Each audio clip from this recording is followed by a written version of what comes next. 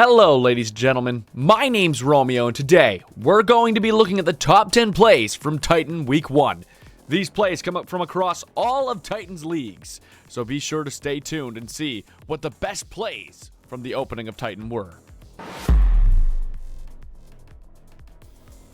Coming in at number 10, we have what happens when Silas and Galio ults at the same time. Yep, Silas just come out not great as he movie wide flash flashing. And here comes the W, she was run. And here we go, it's a fight, the Silas. That was wonderful to watch, but sadly, Silas will get there a little late. Now Fear got her reset, so now... Coming in at number 9, I love a Mumu. You love a Mumu. It's a sad mummy with no friends. But what happens when Caxi, a player who maybe has friends, up for debate, goes in and curses with the sad mummy into a backline of 4 people and ultimately wins the team fight live on stream for his teams? Let's take a look. Rage management, so they're gonna be able to pop onto that mega right at the time that they need. But they're gonna find that curse of the sad mummy into the backline, looking for more true shot barrage through every person on your screen. Not much that they can do for Syndicate. Sushi Man showing up at the end there, not able to find the engage they're looking for with that flank, and meant to be more team fighting, more Dragon's fight. Coming in at number 8, we have Cassante doing Cassante things. It's an easy, simple 1v3, 1v4 angle for Pickle. Land onto any members and be able to snare them up. Be looking for some way to enter into this fight and try to get maybe some kind of pick that'll be able to get be allowing TSI to be able to continue into the fight. Deadly Flourish going to be used as they do find Syndra off to the side. Hero interest coming down, trying to knock him up, be able to get 2 different members as the Pickle is looking at the bodyguard. Syndra able to walk away, opened up the curtains. The Pickle going to be able to take out Yunara, going unstoppable as they use the all out to go into the backline. Double kill as they take out the Lulu and looking like a 1v5 man. Pentakill as he's looking for the 3rd kill. Not going to be able to take out BAC, gets shut down by Storm, and now they're looking for more as they continue to chase down 3 squishy members on the side of Singe left as the Deadly Flourish is going to miss onto Storm, not able to get the snare. Laser dropped out from Syndra, trying to get the extra damage, but not going to be able to take out Storm. Coming in at number 7, we have a play from Titan Ascendant League. Zaffa, Little Chuds versus Zaffa and Pals, where Seraphine turns the game around with a single encore. Let's take a look. And here comes Hisante into the river. Of course, that Baron up. Going to be trying to catch with the Xin Zhao. Not going to land the stun from Victor. Seraphine walking right behind them. Of course, lots of ultimates out. Here's an encore and lands on 4 of them. High note's going to go land those stuns. Goofy Boy Joe just taking side shots. There's going to go 1, 2 over the side. Double kill, triple kill for Goofy Boy Joe. Coming in at number 6. What happens when Hui is able to survive a 2v1 gank halfway through the game? Let's face it, Hui's range is insane, but what happens when it's piloted perfectly in Conqueror's League? And here's Hui in the top lane. Of course, it looks like we've got a little bit of a gank going on. Monkey Frosty trying to get on Darrison. Darrison, unique and Frosty. Darrison's going to land that slow, but Hui able to get a lot of damage off. He's going to find unique Frosty. He might be out of there. Oh my god, he finds Young Call as well! Coming in at number 5, it's just a beautiful team fight. Let's face it, you draft a good comp that can just click R's, you're going to find good moments. That's what this play is. It's just a bunch of people slamming the alt button and winning the game because they drafted a little bit better. So let's go ahead and take a look at what arises. As we return to the Rift, Amumu on top of Nautilus in the backline. Ari gonna miss a stun. Here comes the Weaver's Wall. Talia gonna jump in a bullet time. It's huge! Curse of the Sad Mummy, and they find 4! It's a quadra kill for kills. And maybe they're not done yet. Running into the base. They might be able to find it here. Scion trying to run to the turret, not gonna get far enough. There's the stun, and kills, able to claim a penta. Coming in at number 4, I remember when this play was sent to me for this video, I sat there and said, damn, that crocodile can do some crazy things. And on top of that, we get comms for this one, and they're hilarious. We're just going to go right into it. Oh, actually not fucking good. Yeah, I'm on the way. Just got hit with that was a waste of TP. Careful, Oh. Buster, you're 1v5ing. Yeah. I'm just gonna walk away then. Maybe not. Oh, no good. We might be able to You win guys this, win bro. this, win this. Wait, Yeah, you win aim this. Yeah, baby. Holy fuck! Yeah, I'm Thanos, bro. And so is Lock it in, Colin. baby! Lock it in, baby! They burned everything. Let's out. fucking go, Oh, shit. Colin. Let's go, baby. Coming in at number 3. Zaheen, however you pronounce his name. This play makes me miss Xin Zhao so much. Let's roll the footage. From TSI walks in there, we could be seeing a free Drake come up in the next few seconds. But we do have a little bit of a fight between the top laners going on, and hold on, Storm is gonna be able to take him down by himself. The Senna ult trying to save the Olaf, but it's not gonna be enough. You guys may have the advantage, but in the 1v1, the Trundle still takes it. And Trench and Crystal Arrow barely gonna miss onto the Senna as the laser drops. Guo now finding the enemy jungler, trying to dash away. BSW though, looking for the advantage. This is the fight that they're looking for. The second pick as the ultimate goes in. Tommy Buck is gonna be dropped by Syndra as he goes on to a killing spree, and they continue to chase down Guo, going to be dominating as he continues to look for Doggo. Looker going to be a double kill going over to the Zahin, and instead of a triple kill over to him, and they just can't take him down. Storm, you may be barreling down the top lane, but your team needed you near the dragon. Coming in at number 2, we have the exact reason you need to make sure you know where the enemy jungler is when you're taking an objective. In Syndicate, Black Rose versus Mint to Be. Caxi stole one major objective that flipped the game, but didn't stop there. He ended up stealing both Baron and Elder Drake to win Mint to Be the series. Let's take a look at Caxi stealing some things. Yeah, I can just keep on. And he only he did it here. 1 HP. They just got off Baron. Keep going, Mel. How's that go? Yeah, keep going, Mel. Seraphine, I will need vision. I can't. Bro, what is my HP? What am I gonna give you vision with? Don't steal. Don't try and steal. Oh, I steal and get out. That's the thing. I'm coming, bro. I don't think you're getting out. Yeah, I am. Are you gonna flash in? Smite steal? I'm liking this Caxi. Oh! Oh my god! Alright, where's the good out part? Oh. Let's get him out. Maybe. He's out! Get our boy out of here! Oh, he's not out. I'm out. He is out. He is Hitting it, they're hitting Oh, it, they're hitting it. Yeah, they're just not allowed to do this. Yo, Kelly, can you TP bot in the game? No. No, because then I'm gonna get screamed at, bro. And slurred out. It's at 8k. Just kill this guy. Okay. Go in. Just kill this guy. Kill. Okay. You have to Nice. kite it I now. got We the got other. it. Nice. Dude, Caxi doesn't miss these shits, bro. Yeah. mean, I missed- never. Yo, we Wait, have just kill TPs this. up. There Can we we go. TP No, in? just end the game, please.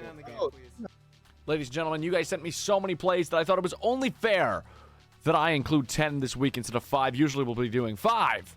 But I wanted to give some honorable mentions that didn't quite make our list.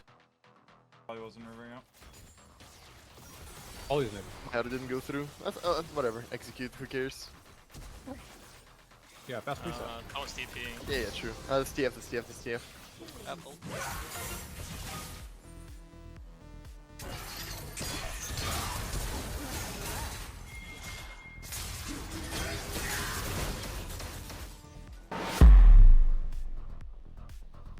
And ladies and gentlemen, coming in at number 1, we have the reason I hate Vladimir. It's a beautiful pentakill right in the Baron pit, lining everyone up. Ladies and gentlemen, let's take a look at Sinners League of Legends Edition.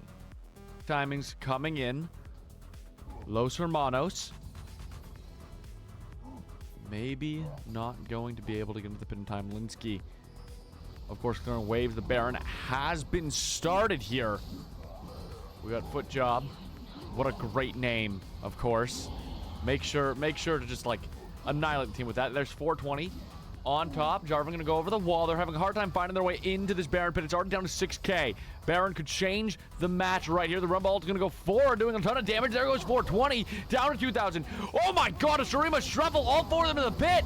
They might steal Baron, but none of them surviving the play as Vladimir takes down 4, one more to go. It's going to be a pentakill for Footjob.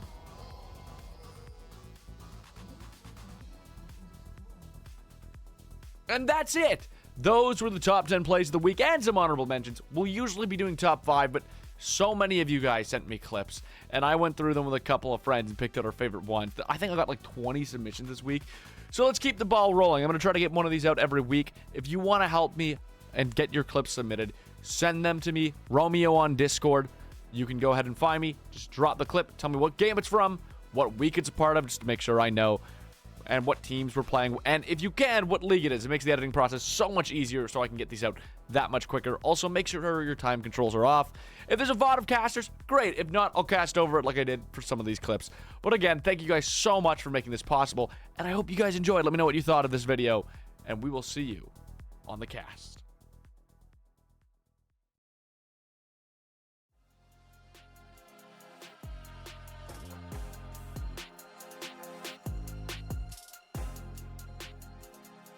And welcome all to this beautiful Wednesday night as we are bringing you Conqueror League Titan Esports, as we do bring to you today TOE or TEE versus COI. I am your play-by-play caster, Melko, joined today by Freedom Potatoes. How are you doing tonight, my good friend? Doing good. I'm doing good. Yeah, excited to get into some Conqueror League action once again. Got another banger match on our hands.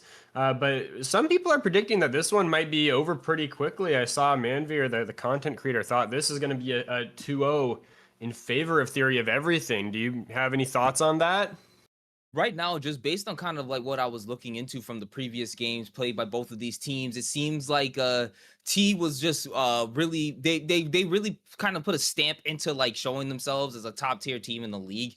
It was a very convincing win from what I read up on last week. It's just that game 2 was the one that was a little bit more competitive, and you did see them give that one up. But unfortunately for COI, they also ended up getting 0-2 last week. And I think especially when you consider, I believe Aquafelis is considered a top 2 mid laner in this league currently, surrounded by the rest of his teammates. Unless you can really punch up to that, to that task, you might end up really seeing the predictions come true today of potentially a 2-0 in the favor of TE.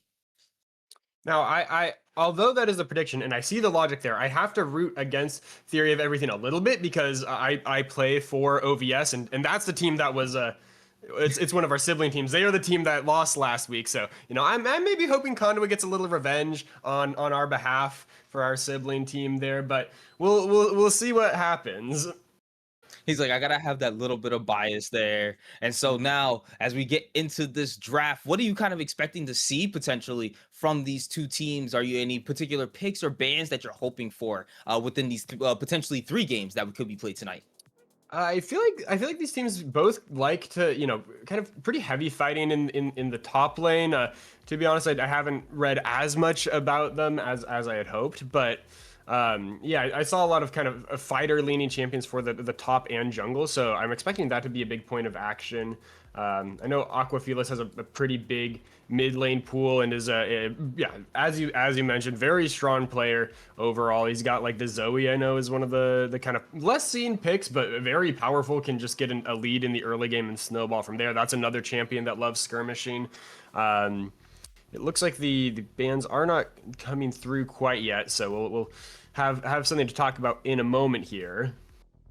As we're gonna soon start getting into the first round of picks. If anything, like I believe I casted Aquafelis last season in Olympus League, and that was actually somebody who was at least consistently on top in that sense of just you had to constantly ban out for him because you didn't want him to be able to dive into that champion pool that was really like it felt a little vast at times. It felt like there was a lot of things that he could end up playing. And there we go. As just a real call out here, we do see COI banning out the Shaco, the Zac, and the Zoe, as you did call out potatoes. And we do see on the side of TEE, they want to ban out the Ashe, the Nami, and the Jarvan, which I feel is some very safe like picks overall, like for all three of those particular positions. Especially J4 is a very good B1 on blue side, as you pointed out last week, and I think we did end up getting it in the last week's games too. So this feels actually like, okay, like TE knows that they need to ban out some of these more prime picks that make the game extremely safe. Nami, Ashe being a very safe bot lane that does actually supplement one another,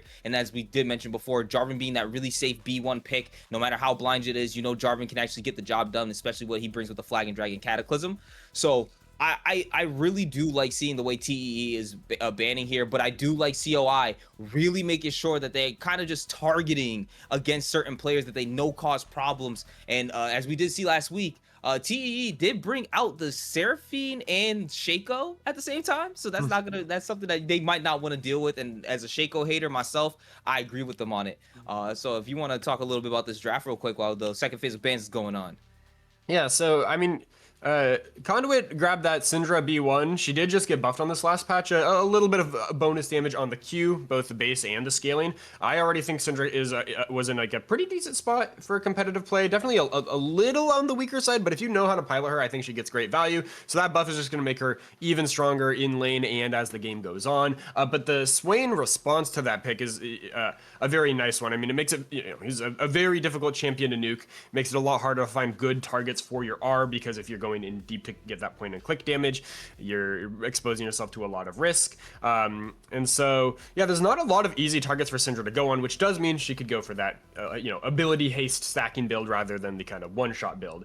I mean, we see here, Theory of Everything going for a very beefy, just all-out fighting comp. They've got the Shyvana and the Silus, both of whom really just like to dive into the enemy. Swain can back that up, but he also likes when people come into him. And then this is another team that's kind of playing around the Senna to empower that. I think Senna's super strong right now, and with a team that is, fighting so heavily, is just going to be able to keep those health bars topped up while dealing pretty decent damage herself. And there's a great front line for her, so she probably won't be too scared of the enemy team this game. They're going to have a tough time getting to her. You know what? I'm actually okay. So we get the Nasus here. If that's correct, okay, we're not tripping, right? That's like, is that support Nasus? It's either support Nasus or support Silas or support Swain. All of those can be played in the support role to some extent. That would actually make more sense. I kind of I wanted to see the Swain. I was really excited for the Swain Syndra matchup. So that's why I was kind of like, oh, are they going like something completely wacky on the side of TEE, and they're gonna show us like we could just do just about anything? But yeah, no, you're right, Duddy Brains. It's gonna end up being the Senna Swain bot with the Silas mid, which actually is still a very decent matchup into Syndra overall. I just kind of wanted to see the more unconventional piece, and then Nasus into Renekton is just one of those where it's like, all right, like, yeah, Renekton I think will probably win it out early game potentially, but then come the late game, once Nasus kind of is stacked and become that split push champion, how can you really stop him other than trying to send multiple members up to the top side? I really was hoping, I'm not gonna lie, from the side of TEE to have them pick up the Senna Seraphine bot lane, as the Senna Swain is still really good, but I feel like with this kind of composition that they do have, they still want to very much run into you, and that would have been such great with the Encore, especially would have been very good disengage that could have enabled a much bigger team fight for your team to get engaged onto afterwards. So it kind of works in both ways. So I was kind of hoping to see that, but I think I can see kind of like this whole sustain fighting, drain tanking type of aspect that TEE does have.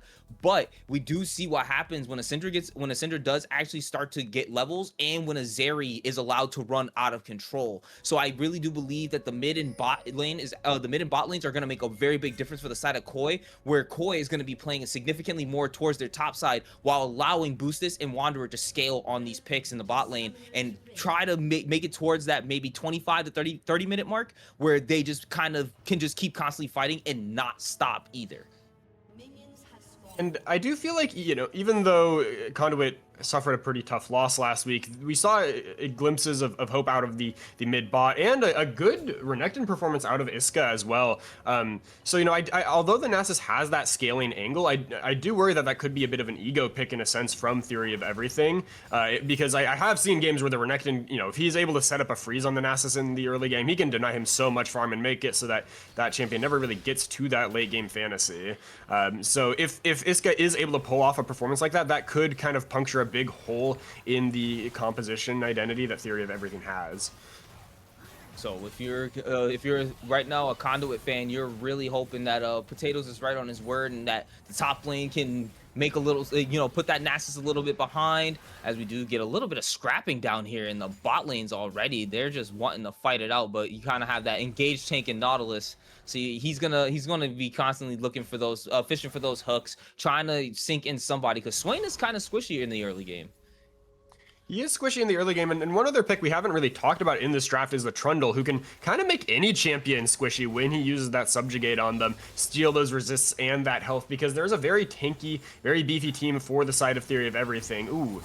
Oh, that's a really big engage on the boost. It's going to be able to land the hook. Does level up after dropping the Ignite and Barrier, forcing the flash out of key. We got our first little bit of scrap and a couple of summoners already taken down, as the exhaust was also used by Wanderer. So they're going to, it's 2 for 3 summoner spells between the two teams.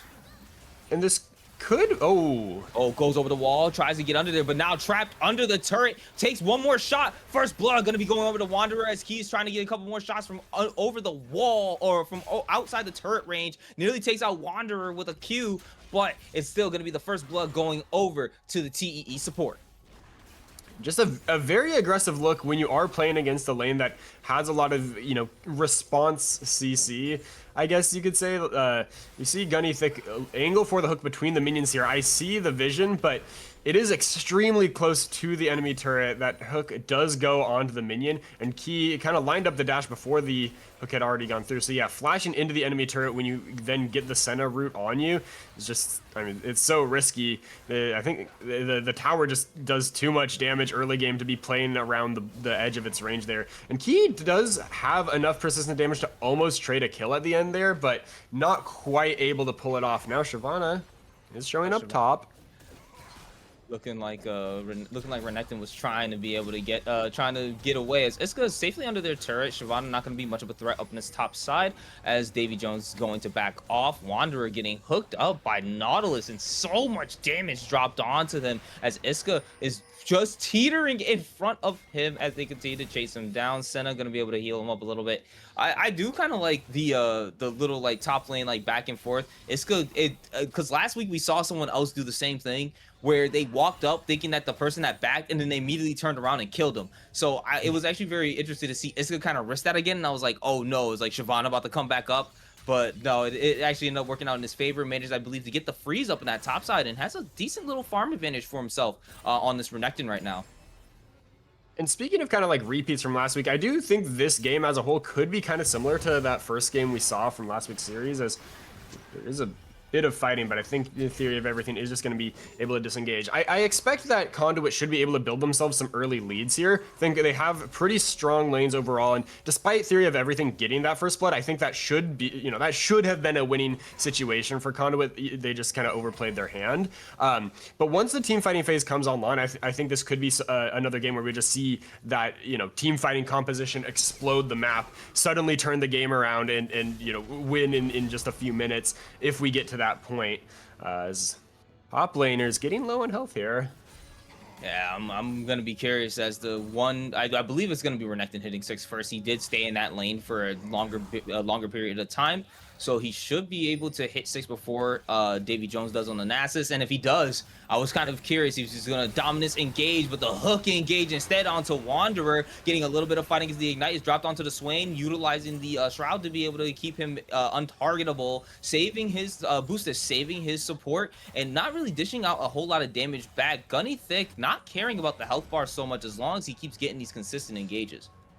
Iska does need to find a window to either find the all-in or take a reset, because he's still sitting on a Doran's Blade and, you know, likely has a ton of gold in the pocket, but here comes a gank? Dominus Ignite dropped onto the Nasus, going under the tower, gonna be able to get it. Iska takes it into 2v1 as the gank is not gonna be enough from the Shyvana to be able to trade back the kill, and that's gonna be Conduit getting their first one on the board. Well, just as I was speaking about Iska needing to find the all-in window, he does take advantage of the level 6, pops the Dominus, uses that Ignite summoner spell that he's taken, and finds the solo kill under turret 1v2. That's definitely a show of force for the Renekton up in the top lane. You can see Shyvana's here, but Shyvana's not level 6, and without the ultimate available, that champion does not do a whole lot in the early game. Is going to, I guess, be happy to collect that wave and, you know, get closer to that level 6 mark, but a nice showing from the Renekton there as another fight in bot. Boost is gonna be dragged in by the dredge line, and now Key is being slowly ticked down as we're gonna go right back up to the top side, the fight over in the bot lane, but I wouldn't be surprised if we get another engage real soon. Now, the thing with Iska having stayed so long in lane is that he had a pretty sizable CS lead, but because he was, you know, sitting on that Doran's Blade alone for so long, it was harder for him to deny CS during that window where he was looking for the all-in. That was several minutes of him, you know, both champions kind of being at low health and Iska eventually finding the window, but it took quite a while, and so this Nasus has caught up decently in CS and should be able to catch the wave as it comes back into him. In the mid lane also, Aquafilas up a nice chunk of CS. That Sylas can apply so much pressure early game, just threaten with the abscond every time Syndra tries to CS. Her cooldowns are pretty long in the early game. Once she gets that, you know, evolved form of the Q, where you can have 2 of them at once, it gets a little bit easier for her to consistently farm up. And as the game goes on, I think, you know, she'll be able to easily clear out these waves. Yeah, it's just gonna take a little bit of time. I don't think that, like, much that has really, like, I don't think that they've really done much like push the Sylas out of lane, so it's kind of like, okay, it's hard for them as the as Siveri going right over the wall. Dredge line gonna land onto Wanderers. Unleash is coming down toward the bot side. Ignite dropped onto the Swain as Boost is having to run away as the flash is dropped by the Swain, flashing under the tower. Are they gonna be able to get to the barrier? Gonna be able to barely save him, but dropping just a little bit more, trying to get it. Gonna be able to snare down Gunny Thick, and Key gonna be able to take down Boostus with the help of the Trundle. Wanderer looking so alone, should just back off here or before they try to get him. And there's a double kill over the Key with the snipe and the laser through the tower. 2 kills to the Conduit bot lane, and they're trying to take this even further. Getting aggressive off the level 6 power spike, not something you see every day from the Zeri. Nautilus still doesn't have the depth charge, but he takes matters into their own hands and just goes in for the 1v2 basically. Nice follow-up from Gunny Thick, and then even though the bot lane, 4th year of everything, nearly makes it out, that Trundle pillar just helps donate the kill over to that Zeri. And this is a lane that has shown a lot of aggression for the side of Conduit, so those 2 kills on a champion that scales as well as Zeri are going to help them, you know, really combat that team fighting power that Theory of Everything has.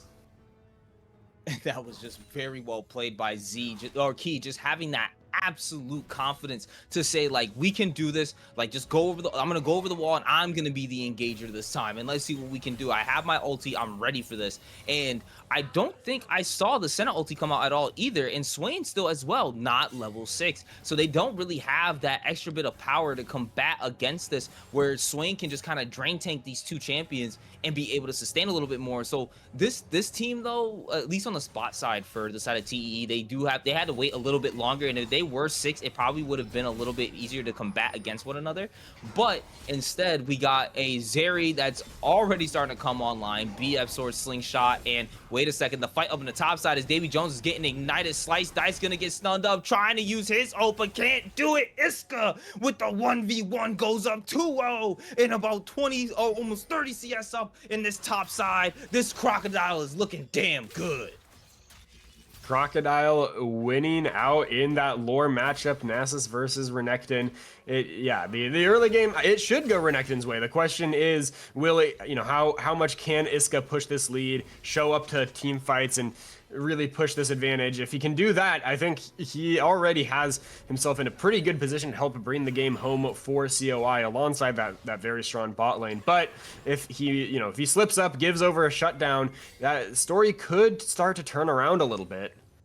And I think for the sake of, like, TEE, for the TEE fans out there, They do still scale quite a bit, and I know that's usually the biggest copium in League of Legends. Hey guys, we scale. But if we're being honest here, there's gonna get to a point where like Trundle can only select one target to ult, you know, and eventually Silas becomes too much to deal with. And we've seen what especially right now where the lane has been consistently even or in the lead for the Silas itself. It makes a lot of sense as we do get an engage on the Gunny Thick as Key's trying to go in. Shyvana coming down, trying to get a little bit more. The Sentinel gonna come over the wall to be able to get a little bit of healing. Shutdown going over to the Shyvana as they continue to chase down Boostis. Unleash looking for him as the Trundle is able to take out the center, but the Trundle might not be able to get out alive as Frost is down here first. Stunning up Wanderer, able to get the Scatter of the Weak onto him, but now having to flash away as Gunny Thick goes back in, trying to get down to Shyvana or take down Wanderer as the triple kill goes over to the Shyvana. He's chasing down Frost looking for another, and instead is gonna turn around still in that dragon form, forcing him away as Conduit being able to lose that fight, unfortunately 2-1, and the Drake going over to the side of TEE.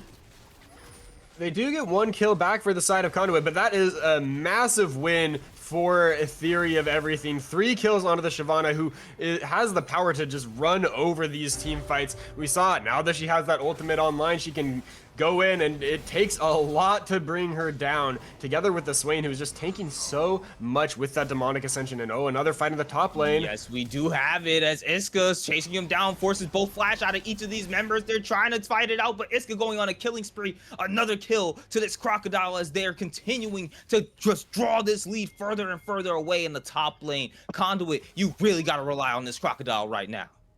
That is a 40 CS lead and 3 kills for the Crocodile. And ooh, Gunny Thick? You're gonna flash hook, but nothing really gonna come out of it. Iska, ooh, once more. Looking there like they want to fight that Shyvana. Shyvana with the Trinity Force here against the Eclipse up on the top side, both 3-0. So that would actually be a pretty interesting in from the fight to Nasus. have. But he's gonna go in from behind. Shyvana does have the ultimate ready to engage if need be, but not necessary as they're gonna get that shutdown. A 4-0 Shyvana is absolutely something you don't want to deal with right now.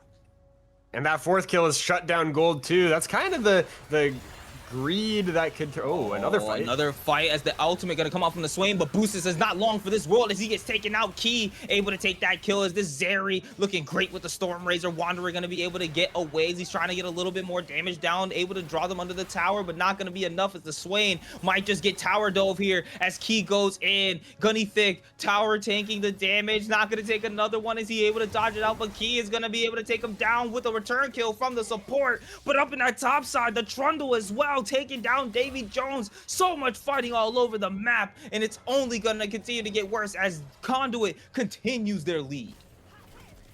What I see, these teams like to get down and dirty. They like to fight, and we're seeing fighting all over the map. Conduit's bot lane continuing to impress down there, but they do drop the kill on the Zeri. They, I think, kind of forgot that the tower remained stacked up in the damage for a couple extra seconds there, and the one thing Zeri can struggle to do is finish off those kills where there's a tower directly between you and your opponent. I think maybe Gunny Thick should have just gone for that last auto, taken the kill, and walked out safely. Instead, they do trade 1 for 1, and there's a Knight's Vow complete on the Swain now, so that's going to help him keep that Senna alive a little longer, give them a symbiotic relationship, and ooh. Oh man, forces the flash out of the Silas as the Trundle Pillar gonna be able to stop him from being able to escape. But Shyvana though is looking kind of threatening and even forced Unleash to back off. So I do think that they still think they have to respect the Shyvana here, and I think it's a very smart move on the side of Conduit to do so. That Shyvana is incredibly scary, up a level and a whole bunch of kills, but is maybe gonna have to run away here. Key now exhausted. Senna ulti coming down as Key is trying to run away, but not gonna be able to do so. They trade Shyvana for the life of the Zeri as Aquafelis goes in by himself. 1v3 trying to find Frost. Not gonna be able to land the Solar Cinder ultimate onto the right target. It goes onto the support instead as Frost gets to walk away, and another kill goes over to the Conduit side. Conduit coming out ahead, 1 kill in that exchange. Both of these players, with 4 kills, just kind of feeling like they can take on the world. Key going in 1v2, and the Shyvana also going in very deep into enemy territory, and fight's not done.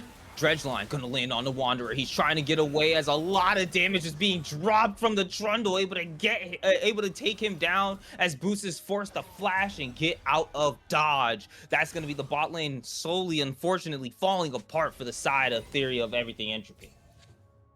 And the crazy thing to me is the question of just like, what are these teams fighting for in that moment? For the Shyvana, I can understand going for the red buff, but the key taking the 1v2, it feels kind of just like an ego play, because you know the dragon's not up for a minute. There's nothing up on the top side, so it really is just these teams trying to show who can fight harder, who can fight better.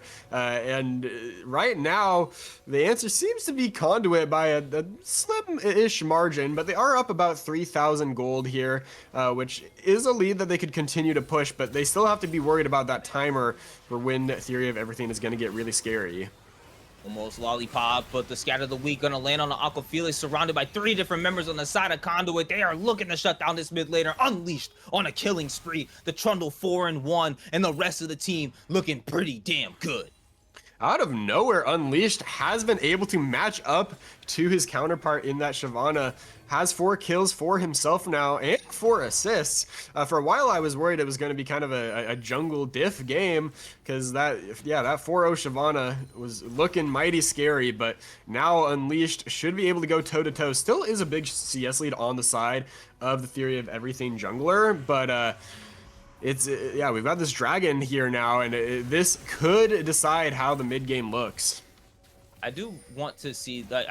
I'm glad to see that this tankier team is prioritizing these mountain drakes, as we're going to see the stolen depth charge from Aqua Felix is ready and rearing to go. He should be rotating down to this fight now, as Unleash is looking for the Drake. Shyvana gonna engage onto Frost. We got the TP coming in from Nasus up on the top side, as Unleash is forced to walk away. Depth charge targeting on the Gunny Thick, as the red team is able to slay the dragon. They're continuing the chase. Nautilus drop back as Gunny Thick is trying to absorb a lot of damage. Key over the walls. Aqua Felix drops down Gunny Thick, and they're looking for the Zeri next, but Zeri still dashing and flashing, getting so much damage down, but not gonna be enough. As Shyvana takes down Z as takedowns Key, but Iska coming from the top row, looking for the targets, as Davy Jones is looking to keep the space between him and the Crocodile, but it's not going to be able to do so. Iska absorbing so much damage, gets the double kill on the Croc, as Wanderer is the sole member left on the side of TEE. The fight looks so good for them in the beginning, but the Crocodile going to be able to take the triple kill, and that's TEE taking the ace. They lost the Drake, but they want to win the goddamn game.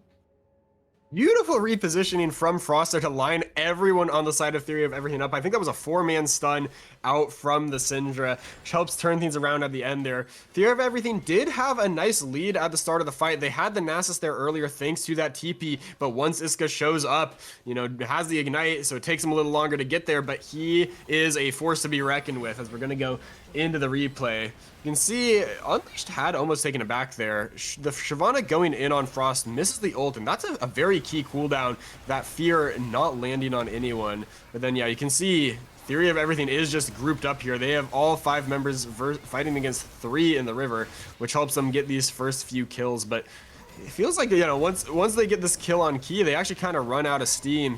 Shyvana's ultimate's about to wear off, and a lot of these other cooldowns are burnt by this time. So now the Renekton so strong in the extended fight when he has that full Fury bar. You can see he dives fearlessly into the back line, and then they still have the unleashed power for Frost. There was that big stun we saw, and they just play around their cooldowns so well.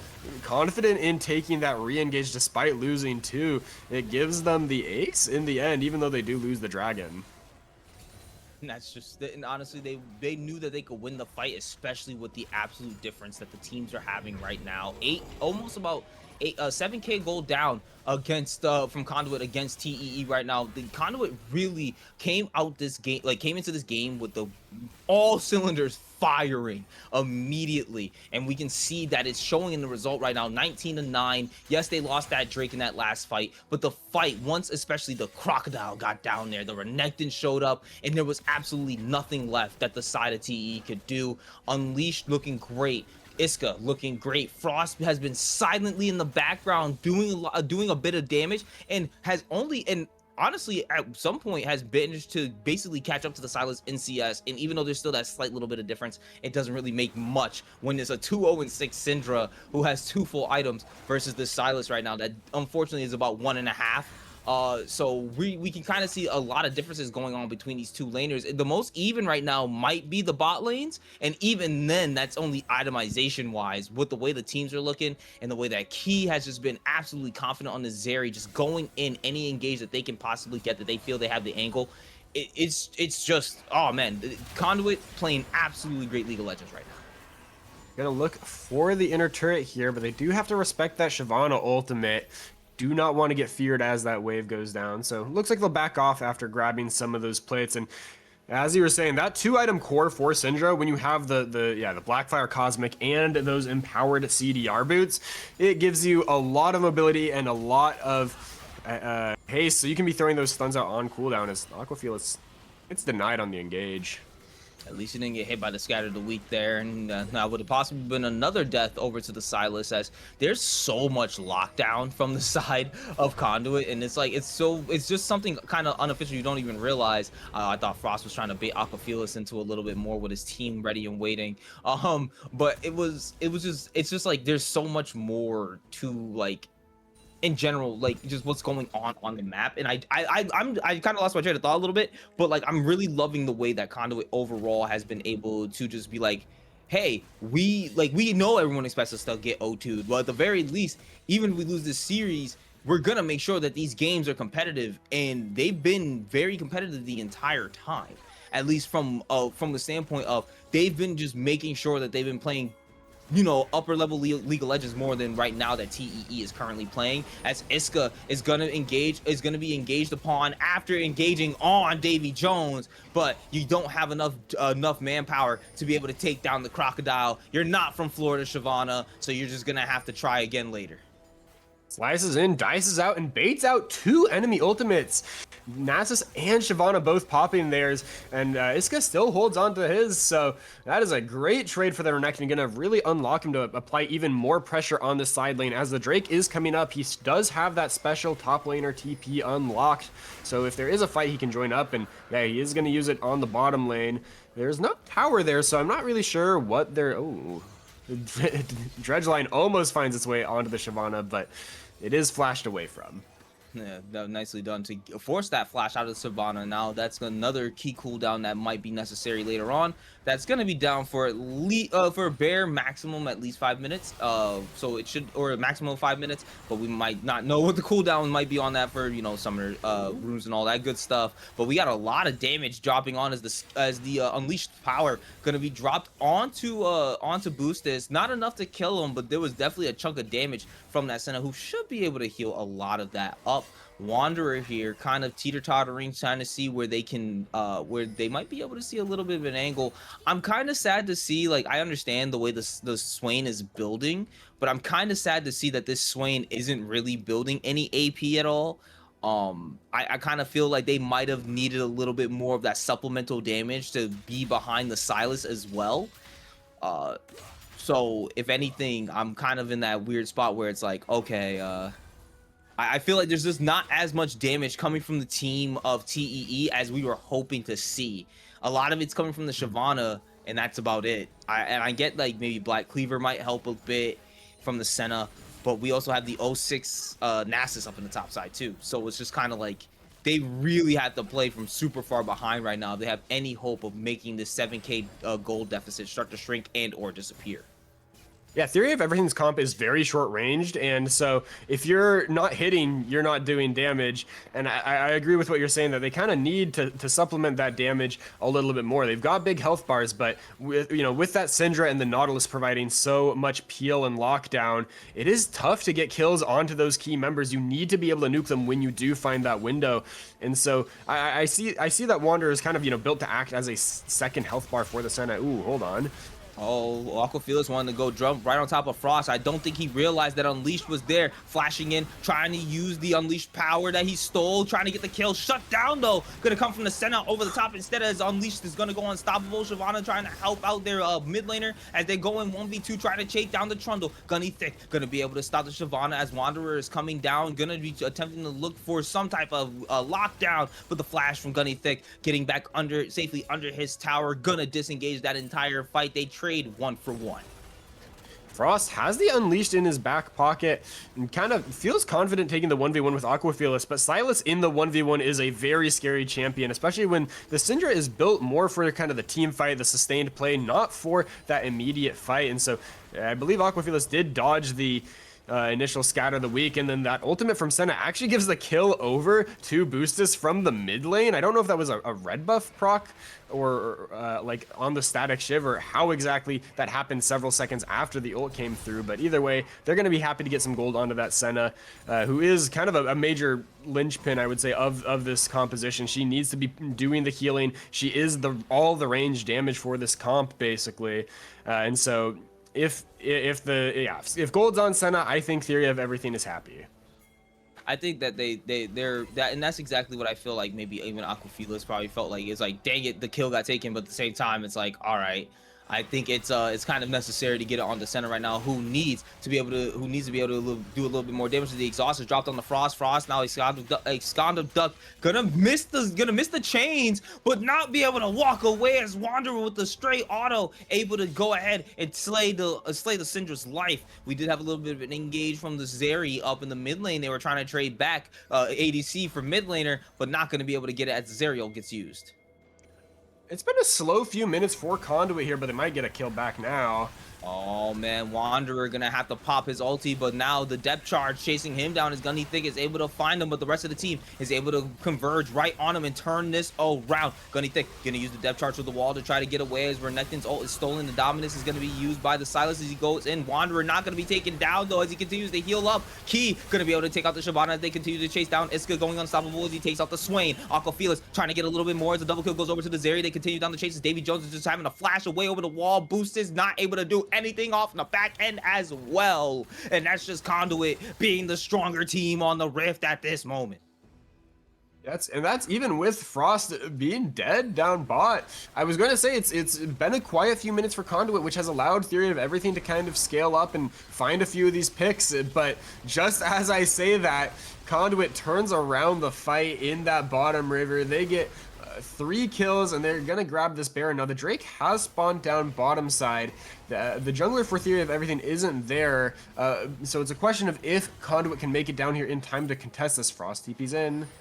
They were really looking for some type of desperation play, some type of objective that they could take, but now that they know that they're there, the rest of the team is converged. Their jungler is here first, and with Unleashed here, we're probably looking at Soul Point going over to the side of Conduit, but I don't think that TEE is going to go out without a fight as Davy Jones walks up to the brush and is looking for something next. Flashes over the wall, not going to be able to get the smite as they end up taking the Drake, and now the fight ensues as Shyvana is in the middle of all of them. Is going to be the first one to drop as Frost takes that kill. That's going to be Wanderer taking down to extremely low health as Davy Jones continues to chase down Gunny. Think he's going to be able to take him out, but the Renekton is just too powerful as he takes all the silence, and Zeri gets the double kill. Boostus, the soul member, left alive on TE as he gets pillared out and is going to be taken down. Zeri with the triple kill. The ADC of Conduit able to do some big damage in that fight off the back of Iska, and now they're continuing down the lane as they take the mid inner tower, and is going to continue to take more with about 15 seconds left on the next member of TEE to spawn.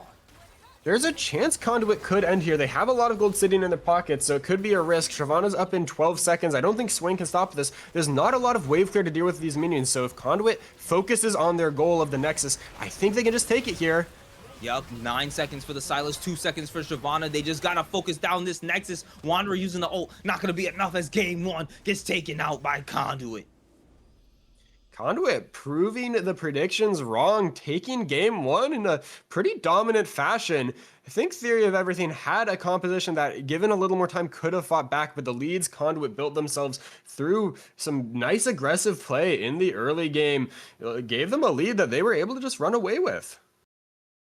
And it was actually, and I want to say it does have a lot to thank. You had to think a lot off of the back of Iska being not afraid of Davy Jones up on that top side and consistently just fighting with him over and over, not allowing the Nasus to be able to just kind of split push and do their own thing. We did see, I think it was about a like 70 farm difference up in that top side by the end of the game. So there was actually a lot that was going on all over the map, and I really did say that I felt like a lot of this was also going to be off the back of how well the bot lane played for the side of Conduit, because they really want to stop this Senna Swain from being able to scale up into the game. As we can see, almost double the damage that was dealt between like from Senna Zeri. Senna with the 17,000, 32,000 with the Zeri. So a real show of the differences between these two ADCs here, and we can even see up in the top lane as well that major difference that was happening. You can kind of look and see where things might have been a little bit more even. Obviously Swain did a little bit more damage, they kind of sustained a bit more, but these graphs really show though like where a lot of this was just kind of like distributed out. And at first we thought like Shyvana being 3-0 4-0 is gonna be a major problem for them, but unfortunately they just never allowed the Shyvana to be able to do what they needed to do. Sometimes the team was just split off, and I felt like at times maybe even TEE just kind of felt a little disjointed in certain places, like certain engages from Shyvana going in. Like we did see in that one dragon fight where they went in, they split up the team, but Shyvana didn't land the Fear on the Frost and didn't allow them to stay out of that fight, and it ultimately led to them being aced. So there was just some things that I think TEE, they might want to look back at and be like, okay, we kind of need to come back with a comp that we just want to play and just have kind of fun with, but at the same time, how can we utilize that to our strength? I think thinking about draft, another thing I would think of for Theory of Everything is to try to get lanes that like really like auto win a little bit more. I think none of those lanes are lanes that like reliably win. Sylas I think can definitely beat the Syndra, but a lot of it comes down to the execution. You know, the Senna Swain takes a while to get online. They're pretty squishy early. Nautilus has great threat in the early game. Renekton should also kind of dominate the Nasus, and Shyvana's not a jungler that can really bail those lanes out until she has that level 6. So I do think, you know, if you're revisiting that, I think you want to give yourself either some lanes that have a little bit more oomph in those first few levels, or a jungler that does to kind of, you know, help maybe punish the enemy when they're like, oh, Renekton versus Nasus, easy lane, I'm gonna try to tower dive you, boom, jungler's there, you're dead. Like, because we saw when Nate Dogg showed up top lane, Renekton just went right through him for the kill anyway. Yeah, and then we saw on the other opposite end when Unleashed would make his ways towards the bot lane, those pillars being very crucial to be able to stop certain members from pushing forward, and they allowed them to be able to kill not only Wanderer but killing Boostis in that bot side for like that one tower dive that ended up happening. Yeah, Gunny Thick didn't get anything a part of it, unfortunately, which as a support, like, oh, that sucks. But your team ultimately managed to get the 2 kills onto your Zeri and allowed them to propel forward even more. So I think for Conduit, they're playing the game just right, and I think they just need to kind of keep their foot on the gas and just stick to this way, like stick to playing this way. And like you said, for the side of TEE, just try to pick lanes that allow yourself to win a little bit more. You can win a little bit harder. So let's go ahead. We're going to go right into this break, but don't go anywhere, as we're going to see, can Conduit close this series out, or are we going into 3 games as TEE tries to bounce back here? Don't turn that dial. We'll be right back with Conqueror League Titan Esports.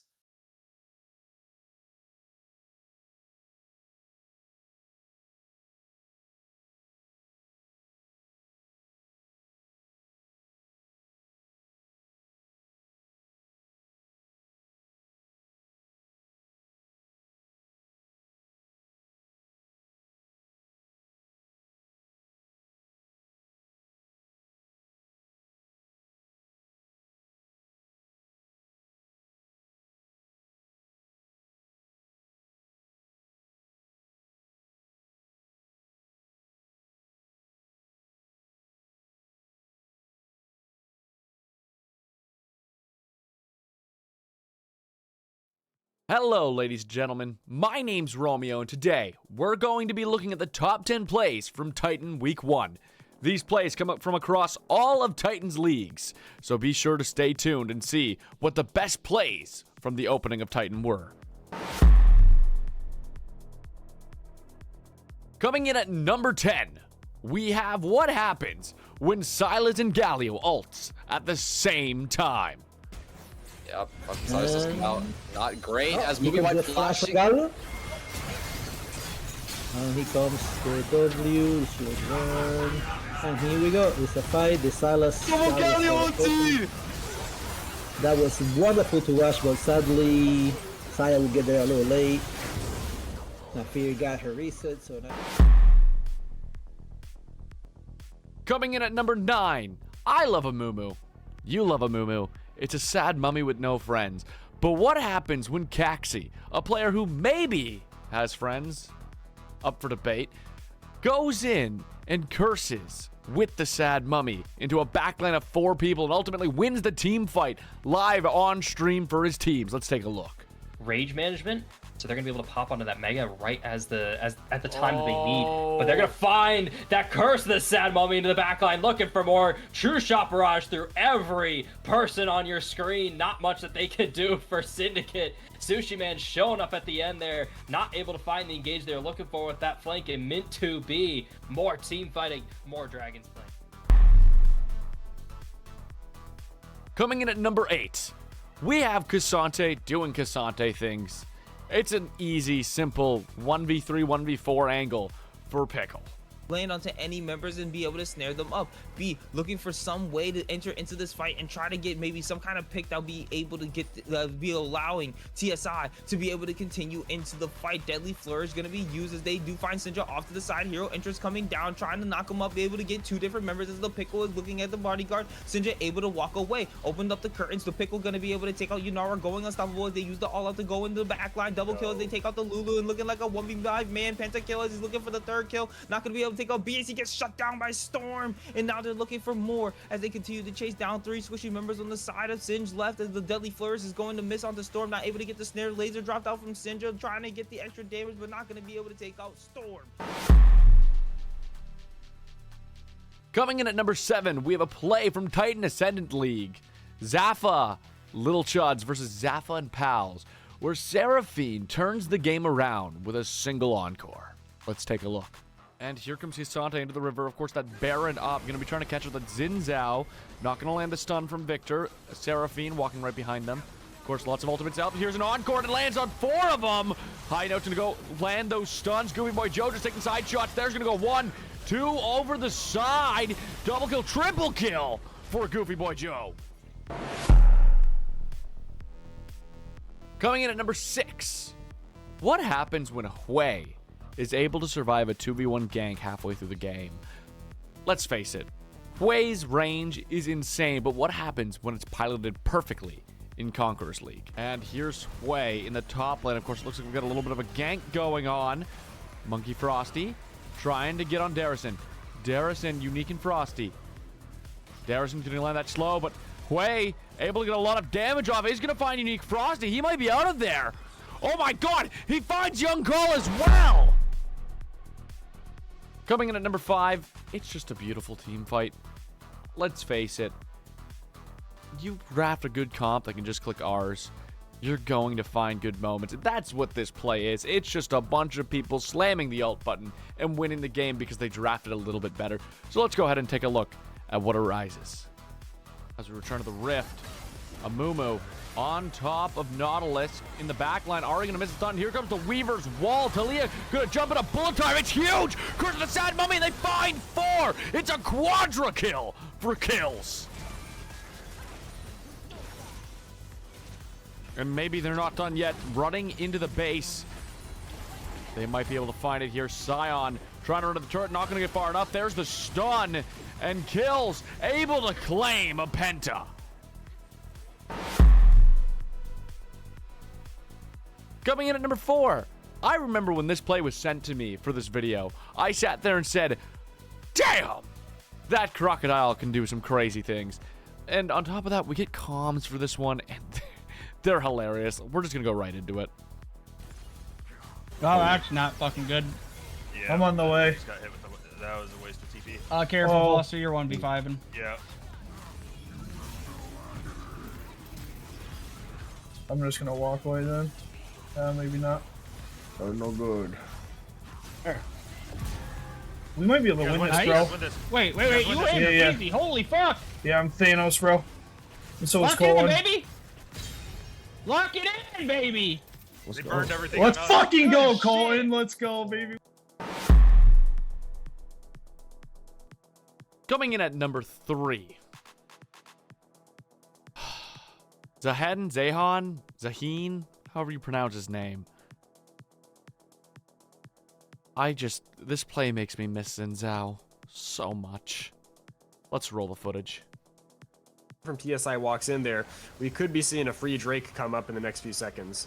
But we do have a little bit of a fight between the top laners going on, and hold on, Storm is gonna be able to take him down by himself. The Senna ult trying to save the Olaf, but it's not gonna be enough. You guys may have the advantage, but in the 1v1, the Trundle still takes it. And Trench and Crystal Arrow barely gonna miss onto the Senna as the laser drops. Guo now finding the enemy jungler, trying to dash away. BSW though, looking for the advantage. This is the fight that they're looking for. The second pick as the ultimate goes in. Tommy Buck is gonna be dropped by Syndra as he goes on to a killing spree, and they continue to chase down Guo, going to be dominating as he continues to look for Doggo. Looker, going to be a double kill going over to him, and instead of it's a triple kill over to him, and they just can't take him down. Storm, you may be barreling down the top lane, but your team needed you near the dragon. Coming in at number 2, we have the exact reason you need to make sure you know where the enemy jungler is when you're taking an objective. In Syndicate, Black Rose versus Mint to Be. Caxi stole one major objective that flipped the game, but didn't stop there. He ended up stealing both Baron and Elder Drake to win Mint to Be the series. Let's take a look at Caxi stealing some things. Yeah, I can just keep bot. And he only oh, he did it here. 1 HP. They just got off Baron. Keep going, Mel. How's that go? Yeah, keep going, Mel. Seraphine, I will need vision. I can't. Bro, what is my HP? What am I gonna give you vision with? Don't steal. Don't try and steal. Oh, I steal and get out. That's the thing. I'm coming, bro. I don't think you can. Yeah, I am. Are you gonna flash in? Smite steal? I'm liking this Gaxi. Oh!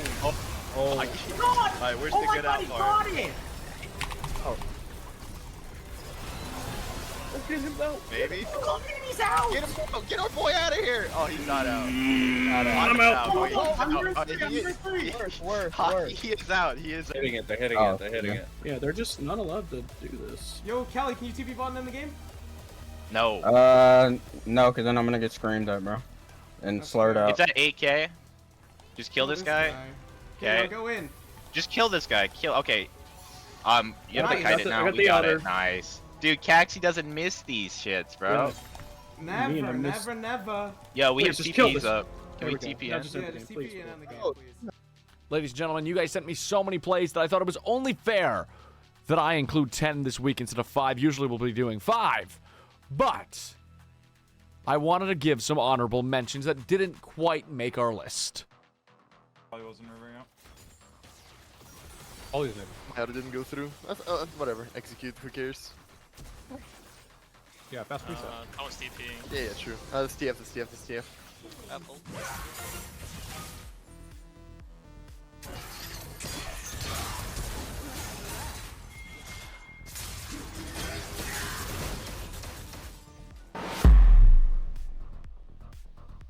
And ladies and gentlemen, coming in at number 1, we have the reason I hate Vladimir. It's a beautiful pentakill right in the Baron pit, lining everyone up. Ladies and gentlemen, let's take a look at Sinners League of Legends Edition. Timings coming in. Los Hermanos. Maybe not going to be able to get into the pit in time. Linsky, of course, throwing waves. The Baron has been started here. We got Foot Job. What a great name, of course. Make sure to just like annihilate the team with that. There's 420 on top. Jarvan gonna go over the wall. They're having a hard time finding their way into this Baron pit. It's already down to 6k.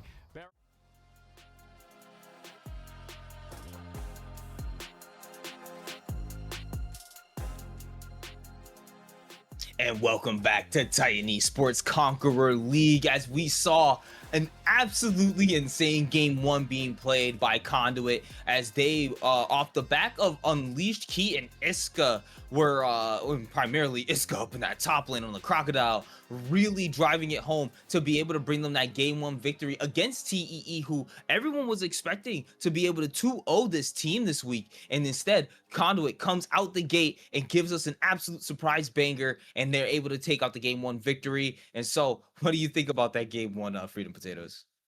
I think Conduit showed they've got what it takes to just beat their opponents in lane. If any of those picks were ego picks, which I felt like the Nasus kind of was, I think that's something that Theory of Everything might want to revisit. Pixen's a little more stable.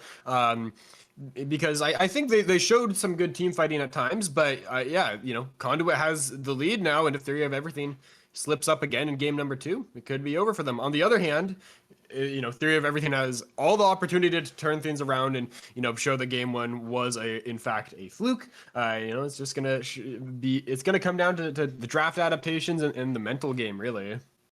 I'm gonna say this, Conduit, if you love your casters, you're gonna end it here. I'm not saying I don't want to see a 3-game series. I'm saying, like, hey, you guys want to put this stamp on this and show that you can really drive it home, finish off this series strong. And honestly, if you can show that you can play 2 very strong games back to back, that's going to start showing people that's going to start turning people around on you in this league, especially because then it's like, all right, so how well do these guys perform in a 5-game series? And that's probably, and then knowing that you have those fans behind you, the thoughts behind you, a lot of the speculation behind you might motivate you and drive you even further. And then we can see this potentially be the springboard for Conduit to go really well at the playoffs. So we're going to get ready into this draft, but I think TEE, they're going to have to really come back punching real hard and try to put themselves in a much more advantageous state for this game. And I do like seeing that they are on blue side this time around, because I'm personally going to just say it, I'm impartial to the Jarvan as a very great early game jungler. Like, straight up level 2, he can just pop up on you if he wants. So it's like, we want to see something get picked on the side of TEE that can really enable them. And I think going for the jungler first will be the biggest thing that they can do. And well, they banned the Jarvan themselves, so never mind, maybe they'll pick up something else. But I want to see them at least pick something that can, like, it has a little bit more agency in the beginning of the game, that doesn't kind of allow your laners to just flounder and wait for you to become that carry. Because we saw that Nate Dogg was actually, like, on the Shyvana, it was like that was giving us that glimmer of hope. And then all of a sudden everything just kind of fell apart because, well, unfortunately, the other, even if, like, he was doing slightly better than Unleashed in the beginning of the game, the rest of the members of Conduit were just more ready this time around. And as we do see, we do have, I think, the same exact bans as the last game. This time Nocturne moving up to the instead of it being a Ashe, Nocturne actually ends up moving up to the first ban phase. So we could see that Ashe getting picked up by Key here. Now we've got a Yorick B1, which is not something I have seen before, but it is something that Theory of Everything played last week, I think. So I guess this is some secret sauce for them, the split push technology, but it is going to be responded to with the Aatrox. So another champion that really likes to fight. We saw Iska able to get a big lead in the last game. And if he's able to do that again with the Aatrox, I mean, he has the power to take, that champion has the power to take over team fights. I have grown to hate Aatrox because of pro play and how much he was used for, like, a good, like, 3 years straight in the top lane. Like, it was just constantly, like, you saw so many people, and it's like almost like every single top laner that was a pro player had to know how to play Aatrox. But as of late, I've grown to really enjoy the champion because I feel like there's, like, a little finesse to him that you have to play up in that top side. As we do see TEE, though, this time Nate Dogg, I believe, is going to be getting on that Pantheon jungle, and then Aquafeel is picking up the Mel for themselves, and in response, Conduit going with the Wukong and Victor. I think I'm not going to lie, I think I like Conduit's comp a little bit better here so far, at least for these first 3 picks. Mostly because I don't know, something about the way their team fight's gonna be for this one is gonna be very, very insane to watch. Now I am wondering, I've seen this happen before where we had the picks come in like their final order instead of the order where they were actually picked. I'm not sure that could be what's going on here, because I noticed that we have top, jungle, and mid all picked in order. Now that could be happening, but it is a little rare for that to happen. Anyway, I agree with what you're saying on Conduit having a very strong team fight identity already, and I think some lanes that are also pretty solid. I don't think there's, I think Victor into Mel is great. It's pretty hard for Mel to get great value out of the Reflect onto him. And the Seraphine's going to be picked up by Conduit. I was kind of expecting Theory of Everything to potentially be that pick because it's a flex pick and something they have played before, but it's going to be Conduit grabbing it away instead. I'm very curious. Yep, and this is exactly what I expected. They're going to end up stealing the Ashe on their side to take away from the Seraphine. I'm curious if the Seraphine is going to be, like, a farming Seraphine in a way. Like I'm not sure if Key does that or they like, because again we're kind of unsure if this was actually like, is this just the the actual like position order or is this pick order? So if the only thing that's completely out of order is the fact that it's Conduit's bot lane, it's gonna be hilarious because that means they literally just picked straight through. And yeah, that okay, so it might be just I really think that is just the position order. So we're gonna end up seeing on the side of TEE York, Pantheon, Mel, Ashe, Blitzcrank versus Conduit with the Aatrox, Wukong, Victor, Seraphine, Leona, which I do like that. Like it's just gonna be so much CC coming from that bot lane on the side of Conduit, and I like the nice little mix and match of like AP versus like AD damage for them too. So that it's gonna be a little bit harder for the side of TE to kind of build against them, especially once the AP starts to ramp up from that Victor. I do see a win angle though where TEE could just absolutely keep pulling in this Seraphine or just singling out two of the bot laners and then utilizing their bot lane to propel themselves this time around, just like how Conduit did in the last game.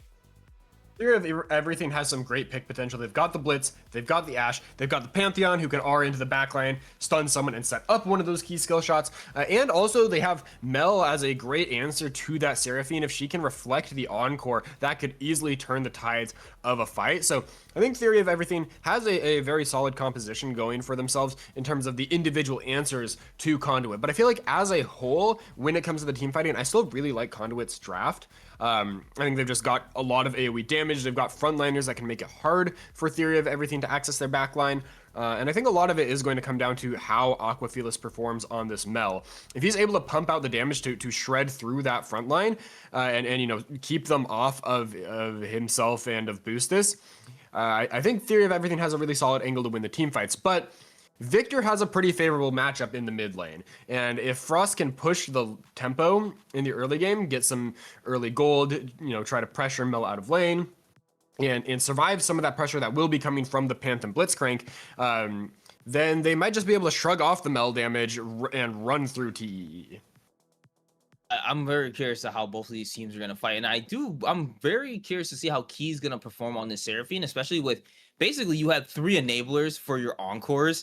And that's just going to be absolutely insane. Like once the Gunny Thick starts going in on the Leona, or Iska's in like the middle of the rest of the team, just being the Ray boss that Aatrox can become, or the Cyclones that are being engaged on by the Wukong. There's so much that they have to enable the Seraphine right now. I think that Conduit really needs to play around that angle a lot, and so I don't think that Conduit's looking to win the bot lane entirely. I think they just want to go even this bot lane, but it's gonna really be on TE. Like they really need to win through bot, and I really want to see Davy Jones on a slightly better performance than that Nasus from the last game. But as said, they brought out the York previously before, and I think they could do it again, but they gotta be careful against somebody who has the confidence as Iska does. Conduit's bot lane going to be trying to survive, but there's a lot of pressure that Ashe Blitz has early game. If you get tagged up by that volley, which is at times nearly undodgeable, it really sets up that Blitzcrank hook. Now, Wanderer is running the heal. No Ignite for that Blitzcrank, which means those solo kills or those 2v2 kills are going to be harder to come by. For the side of Conduit, they've got the TP on the Seraphine, just going to be trying to keep the farm up at all stages of the game. And Exhaust to keep, most likely just to keep Pantheon down when he does go in for those ganks. And I do like seeing like Boostus said to himself, you know what, got to take the cleanse. There's too much CC on that team. At the very least, if I cleanse the right thing, I might be able to do a little bit more with this game. So I do really like seeing that they're thinking about it, and that's why we do see the Blitzcrank with the heal. But as you said, now they don't have that same kill pressure that they were expecting to have with the Blitzcrank pulling in either the Seraphine, primarily the Seraphine, but being able to pull them in and trying to at least secure that very easy first blood kill with the Ignite. So I do want to. It does feel good to like be able to see that Key and Thicky here, Key and Thick are going to be able to play a lot more aggressively because they don't feel that as much pressure to be able to fight against the Ashe Blitzcrank bot lane. Yeah, and that could put a bit of a hole in the plan that Theory of Everything has, right? That bot lane, I think, is somewhere where they could really try to find those early wins. And if the Summoner spell selection puts a dent in that, it could hurt their mid game as well. Because I think that Seraphine pick just scales so well with the melee heavy composition that Conduit has. Conduit also being able to get some early push in here should be able to set themselves up for, you know, a cheetah recall or just bounce the wave and farm safely under their own turret in a bit here. And looking at the mid lane, you can see this Victor stepping all around the skill shots. It's so effective in that 1v1. Doing a lot of damage on the Aquafelis here, has been just poking him out constantly since the moment the game has started. But we get the first hook knock up onto Key as he gets drawn in, but no ignite, not gonna be able to dish out any more damage. Boostus was able to get a volley onto him, but that's just about it. As long as Wanderer can get another one of those though, they might be able to get that kill as Frost forces Aquafelis to back, stops the back there in the mid lane as well, stalling for even more time. Frost doing very well in this mid lane. Now Frost wants to get the shove in, but it does take a little bit in the early game. He used that E to poke Mel under the turret and is running pretty low on mana. So if he can't crash that wave, Aquafelis will still be able to catch the majority of it. But it's a slight CS lead for Frost in the mid lane. And yeah, it's a good matchup, and he's taking advantage of it. Wukong could be in trouble here, though. Wanderer is the first one to start roaming up as Gunny Thick is slowed down. Dropping on the boost is not going to be able to get the cleanse off as it does. But first blood going to the Seraphine as the extra damage coming from the passive Q proc is going to be able to do so. Wanderer trying to walk away, but is trapped up as Unleashed. Gets pulled under the turret. Needs to look for the kill. Needs one more auto. Able to take it. But Wanderer returns the kill, giving the assist over to the Pantheon. Nicely done by Wanderer to be able to take that kill. But now it's already 2-1 up for the side of Conduit. Conduit off to a great start there. I thought Unleashed was in danger, but Wanderer was not able to hit the hook thanks to the Trickster usage from Unleashed. And they just turn things around onto Boostus, who even with the cleanse, you know, when there's so much CC, you have a very hard time perfectly cleansing away from all of it. And so the follow-up CC between the Leona and the Seraphine locks the Ashe down, gets the kill on the bot lane, and they didn't even have to blow any flashes from it. So maybe a bit of an overcommitment to that crab play from Theory of Everything, which the Wukong even got the crab. It's all Conduit in these first few minutes. Yeah, they're not happy with the way that play went down, especially with the fact that neither one of the mid laners could rotate down, which could have potentially changed a lot of things. Say Mel was able to rotate down first, but Mel was forced to back as Gunny Thick going to be able to go onto the Mel. Gravity Field dropped onto the middle of the Mako Felix, able to flash under their tower, get back to safety, but drop down to so much low HP. Frost could potentially be able to snipe them out as we start to hit the sweet spots from onto Davy Jones. Iska really trying to show what this Aatrox can do, but the long range engage of the hook, able to draw in Frost in that mid lane, not going to be in any danger as Blitzcrank without any ignite does not feel like danger at all. Frost going to be able to walk that off. Oh, never mind. Right back to the fight. Gunny Thick getting knocked up as they drop onto Frost, getting the stun onto him, but drawing him in with the hook. Aquafelis going to be able to take that kill. Gunny Thick is now left all alone. Double kill going over to the Mel. 2 kills on Mel is exactly what Theory of Everything needs right now. Frost was in an excellent position there, but after the gank... Oh, hold on, another gank. Oh, now we have a gank, though. Unleashed, finding Davy Jones, able to drop the Ignite onto him as Aatrox, able to take that kill. Not able to get the 1v1 this time, but a little help from the jungler starts pushing this Aatrox ahead. These teams are addicted to fighting. It's 3-3 now, the kill score. 600 gold up for Conduit. And yeah, it felt like Conduit overplayed their hand a little bit in the mid lane. They got the flash out from the Mel, and then, you know, Wanderer was able to show up and blow Frost's flash in exchange. And every time I see someone flash away from from death and then they die, you know, 20 seconds later anyway, it's like, why did you really blow that flash if you were just gonna die again anyway? So that always feels like a little greedy when you buy yourself a lifeline and then you throw it away. But in any case, neither team has grabbed this first Drake yet. The junglers are down there, and that looks like it could be a point where we see a fight explode. Key is in base, so Conduit does not want this just yet. They are going to spot out the 3 members of Theory of Everything that are there, but they have the first move onto the Drake, and they might be able to just play zone control here. Gunny, though, showing no fears. They're continuing to advance up, trying to get a little bit more vision line. They do see the Pantheon on a ward in that Drake pit, as Aqua Felix is there, negating the vision of that one stealth ward. Unleashed that is us in at the brush, 6. as they do find Unleashed, able to get the knockup onto the clone, as Gunny Thick gonna go in on the Ash. Boost is trying to walk away, doesn't have the cleanse to be able to do so. They continue to slow down. Gonna be looking to go into the pit, might be the first one to drop, as Key is able to take that first kill in the fight. Now we have Iska and Davy Jones going up against one another, as he's looking for that last sweet spot. Not going to be able to land it, but does still have more health, as Davy Jones is trying to walk back under his tower. Iska getting a bit more damage onto him. Going to summon the ghouls. Going to be able to get a little bit more damage onto the Aatrox. Davy Jones definitely looking a bit better in this game.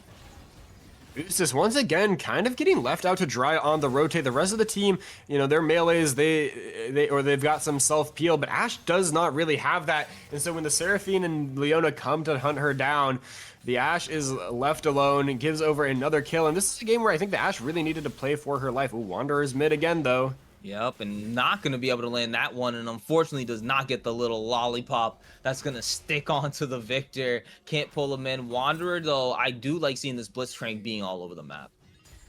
Yeah, at this point of the lane, he kind of needs to get out and try to influence elsewhere on the map. The Ashe in a pretty dire spot, and uh-oh. Oh, gonna drop onto him as the Encore gets there, but able to cleanse it at the right moment, but it's not going to be enough to save your life. The Seraphine is on a killing spree. That's like 4 pieces of CC, and once again, you can cleanse one, but you can't cleanse them all, so I do have to wonder again if the heal or the ghost could have gotten more value, because it feels like that's the second time we've seen 1 piece of CC just turn into a whole slew that Ashe is unable to get away from, and yeah, really needs to, you know, be able to play for his own life and get that farm up. If Ashe isn't doing consistent DPS, I think it's going to be very hard for Theory of Everything to play out these fights. And we're already seeing that Seraphine right now getting closer and closer to the Blackfire Torch. Aqua Felix has a lot of damage onto this Victor right now, and I do like seeing that this Mel is pushing that pressure onto it. That's what they need right now from the side of TEE, even with the slight gold advantage over to the side of Conduit, as they sit about 1.3k up. They do also get these void grubs, so they're kind of still doing exactly what they were doing on the map last game, but this time around it's looking like they're going to try to help Iska get a little bit further ahead, as he helps him push this wave in, and Davy Jones is forced back under his tower, dropping the Maiden, gonna use it to help deter the wave a little bit more as Frost returns to this lane, and Aqua Felix is forced to back away from the tower. Even though Frost had the upper hand in the early lane, once that kill comes through, oh, Key is... Oh no, Key, why were you there? Gets pulled in, knocked up, might need to utilize the flash as Gunny Thick comes in there to attempt to save their life, but the second knockup coming through and trying to get in front of them, shut down. Going over to Boostus as Gunny Thick is now left all alone in the bot lane. He's gonna get knocked out by Wanderer, pulled back in. Another kill is looking like it's going over to Boostus as he's gonna continue the chase. No, Gunny Thick flashes over the wall and barely able to get away. And that teleport might have just given Boostus a way back into the game. Seraphine shows up with the Blackfire Torch, but doesn't have the Encore. Ooh, Frost. No, immediate stun onto Frost, but with Pantheon, with Wukong on the way, the Pantheon decides not to continue that engage. So Frost will be able to live in the mid lane. Does have to blow the flash. Once again, and being down the Victor makes it so hard to play. You know, a lot of what lets Victor win the 1v1 with Mel is kind of dancing around the Qs, getting up in her face and pressuring her. But when you have no flash and the enemy has such a strong pick comp, doing that could just put you to an early grave. Oh, but we're getting Iska chasing him down, flashes over the wall, drops the Ignite onto Davy Jones, misses the sweet spot, but he just needs one more. Does he have the dash? Does he have the chain? Does he have anything as Pantheon drops in? And no, he doesn't. Iska looking for it, and he does get it. Davy Jones gonna be dropped down as the chain lands onto the Pantheon, and he's looking for some kind of way out as Wanderer makes his way up to the top side. This Blitzcrank is everywhere. Knocks up the Aatrox. Pantheon gonna be able to secure that kill against Iska, even though he lost his top laner as well. And it's a lot of resources committed from Theory of Everything towards that top side. That is going to let Conduit get some platings down onto their bot lane and try to extend this lead even further. But there's no major neutral objective, so they don't lose too much going for that play. Unleashed, you are in deep. And you're gonna be able to get the Trickster off as you're silenced. Then the Mel ultimate drops. Aqua Felix now on a killing spree as they're able to take out the enemy jungler. 3-0 Mel might be what Theory of Everything needs. The kill score still even, the gold still even as well. The main advantages for Conduit right now are the Dragon and the Grubs that they have, but they cannot be playing overly aggressive like that when they have people nowhere near them to back them up. Theory of Everything's composition just has so much ability to punish, and the bot lane could be in danger here. Yeah, the Hawkshot spots out the bot lane there in the brush, but we're gonna be able to make sure that we not sure what else we can see at the moment, as we do hear a little bit of fighting going on in the background, and I don't see any more engage as the Tristan goes an arrow gonna land onto Key, as Gunny think gonna have to sacrifice his life. Big encore coming out to land on the two different members, trying to get him away, but Boost is gonna be oh, that's the old fight. Never mind. Okay.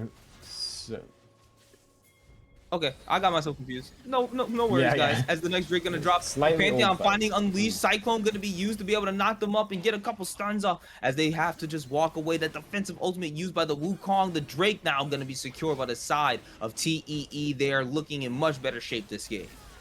Unleashed once again a little out of position, gets caught. Just trying to get vision, and the rest of the team isn't there. So Theory of Everything gets the upper hand. They are going to be able to claim that Ocean Drake, which is a nice one to have, you know, as a solo Drake. Oh, Zenith Blade does not land from Gunny Thick. I think that was honestly a better Zenith Blade not to land in that moment right now, especially with the Pantheon so close. And if he really wanted to, he could be just like, you know what, greedy Grand Starfall. I'm right there, but I'm just gonna drop right in. So they had to honestly be careful. Gunny Thick doesn't want to be going in like crazy like this, as the double snare gonna land on the Wanderer, as he does come in with the Grand Starfall. Gunny Thick caught under the tower, and he's gonna be giving his life over to the Pantheon. That is the first lead for the side of TEE, as they go up 400 gold, and they're trying to continue to keep it going.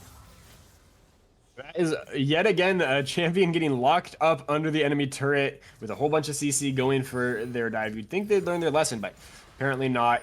And yeah, that's a nice little bit of gold for Theory of Everything to get. It's still Conduit's bot lane, you know, leading the charge in general down bot, but the punish for Theory of Everything is so potent. Davy Jones now low on HP, has the Maiden, but Unleashed is looking for an angle in for the dive. And I don't think Unleashed realized that the Pantheon is here, as he jumps on top of him. Davy Jones now slowing down the Wukong, trying to get him, but he's going to utilize the Trickster. Clone goes over the wall, able to get away, as Gunny Thick, though, finds Pantheon, but doesn't realize that there's multiple members from the side of TEE surrounding him. Gunny Thick, you can't keep getting caught out like this. Boost is now on a killing spree, tying up with, on the kills with the Seraphine. That's once again Conduit getting caught in a bit of an odd position. Theory of Everything has the pick comp, and they keep finding the picks. They are making it work with these, you know, the point and click CC into the Blitzcrank hook. It's something that you just have to be so careful of. The vision game needs to be on point from Conduit. The respect needs to be there, and right now we've seen a lot of greed and a little bit of mispositioning help Theory of Everything take the gold lead in the second game. They're just about to cross that 1K gold lead mark for the first time this game, and it looks like after 15 minutes, they are definitely starting to get a little, a bit of a gather for themselves and starting to become much stronger. Mel 3-0. The Ash is caught up to being now 3-1. In 2-0-5 for the Pantheon, having a decent KP, just over 70%. So they're making a big influence on the map. And this Blitzcrank, who's just been everywhere, 100% kill participation for the side of TEE. You cannot discount it, as Wanderer has just been absolutely sick with some of these hooks.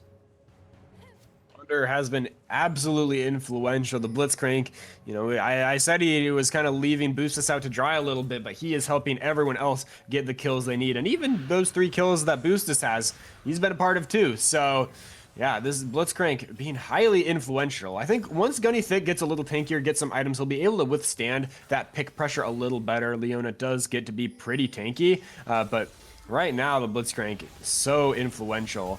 As, ooh, hold on.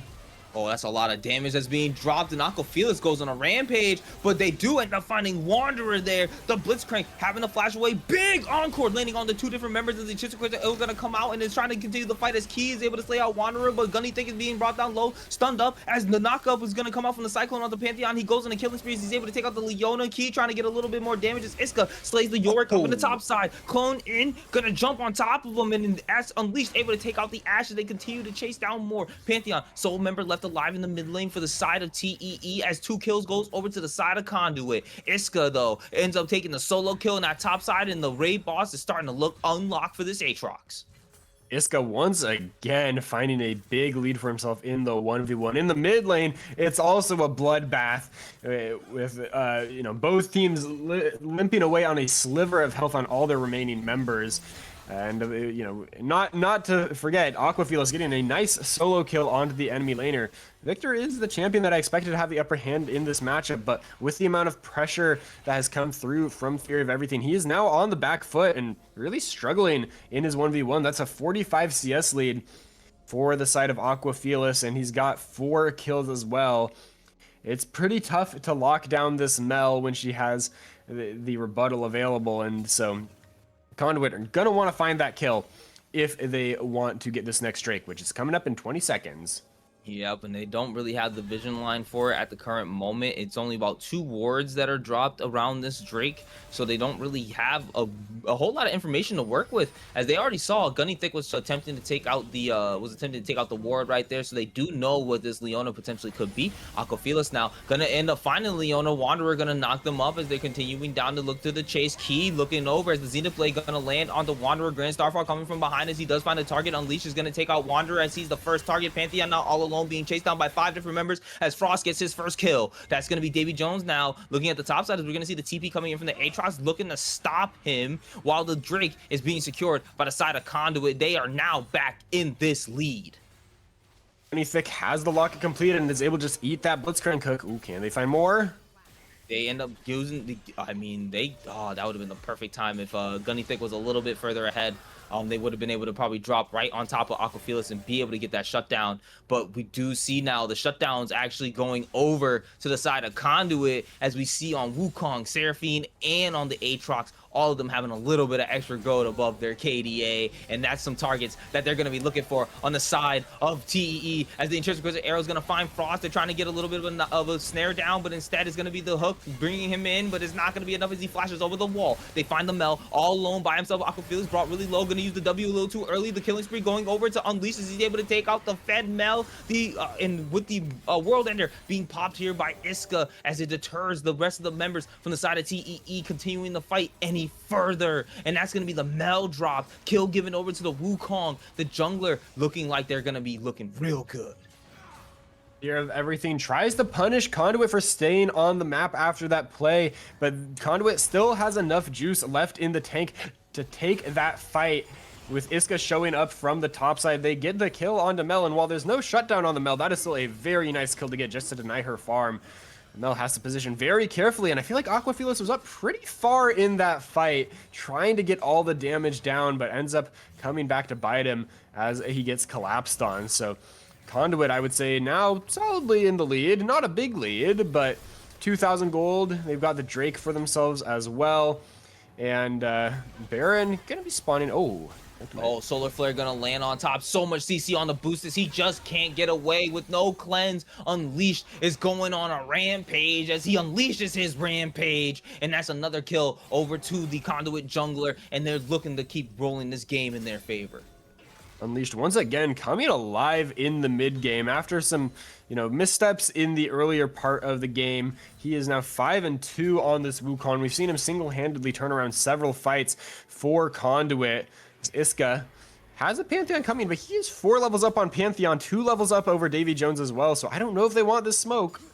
They might want to back off. Wanderer is here, but Unleashed is here as well. The Aatrox tops the World Ender, looking to chase down the Pantheon, manages to get the chains onto him, draws him in even closer as Unleashed is looking for the Cyclone, able to knock up one member as Davy Jones is trying to get away. Wanderer looking for a knock-up, trying to get something as the Intrinsic Arrow going to be able to land onto one of the members as it lands on the Iska, going to be able to stun him up as the TP is coming down, but they're able to disengage. Volley going to land onto them as the Encore ends up missing. Aquafilas not going to be able to get the W to reflect on anybody. His Gunny Thick is probably going to be the first one to drop as he flashes over the wall. They're continuing the chase. Aquafilas going to be able to take take out the support Leona as he gets a double kill, taking out Iska, who is shut down. And this is the big fight that TEE is currently looking for. They're able to knock up Key, looking for the next kill, triple kill, going over to Aqua Felix on this as 2 members from the side of Conduit are left alive. Aqua Felix continuing the chase, looking for additional kills as Wanderer is able to ride in Frost, and he's looking like the next kill as Aqua Felix goes on a rampage. Unleash can only watch as everything crumbles to cinders, and the Baron is about to go over to the side of TEE. We're still alive means there is always the hope of a steal. Has the flash and the smite available. There are some low health bars, but can he get in past all of this CC? They're gonna have to try it. Doesn't have the trickster, I believe, as he uses it to go out instead and has to flash away from the rest of the members as Pantheon nearly gets taken out. He's trying to get a little bit more cute, but Unleashed able to take out the Blitzcrank as he ends up dying to Baron damage. Now Gunny Thick is continuing to chase him down. Gets the Solar Flare to land onto the Mel. Not gonna be able to get enough damage as the wall from Davy Jones and the York able to deter them from chasing down any further. But now Unleashed finding Boostus under the back line, gonna be able to go dominating as he ends up dying from Pantheon, but they're gonna be able to get the return kill as Mel is slain by the Seraphine. They're able to at least deter 2 to 3 Barons from the side of TEE. That's nicely done to try to return something back from the side of Conduit. Theory of Everything is able to stop the Wukong from getting in, but let's look back at this fight. This feels like a fight that is kind of just needlessly aggressive from Conduit, to be honest. They're up very deep in enemy territory with their Victor in the mid lane, and so this is a 4v5. That Encore going wide from Key, also a big deal.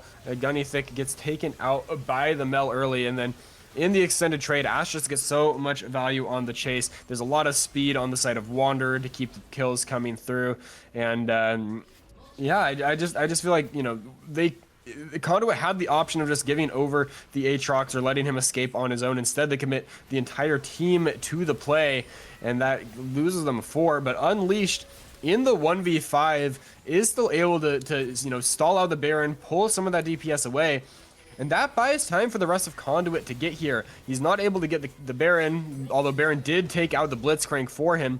But then Gunny Thick is able to, you know, play with some aggression. The Yorick wall is able to deny the pathing from the Conduit bot lane, but Unleashed is still there, able to get Boostus, and eventually on the back end, Aqua Felix falls too. So, although Theory of Everything do get the Baron, they lose 3 members on the back end. And we did miss a little bit of this fighting off the side, but we do get a lot of mid lane action as members just continue to drop. Frost is going to be next as Aqua Felix is going to be able to get that double kill off in the mid lane. We did see a little bit of a pincer from the bot side, thinking I thought it was going to be Conduit able to get it, but instead it ends up being an advantageous fight for the side of TEE, even though we do see Iska taking the solo kill up in the top side. Iska doing well for himself, but yeah, the team fight does go in favor of Theory of Everything down on the bot side. It was 3 for 3 across the map, but where the kills happens matters, and that means that Theory of Everything has tied up the Drake score here. Gold lead also still very even. This is probably, again, this is another one of those like games where it's extremely competitive. You're forcing Conduit to really play above their level. Well, also it's like Theory of Everything is really playing to what's expected of them.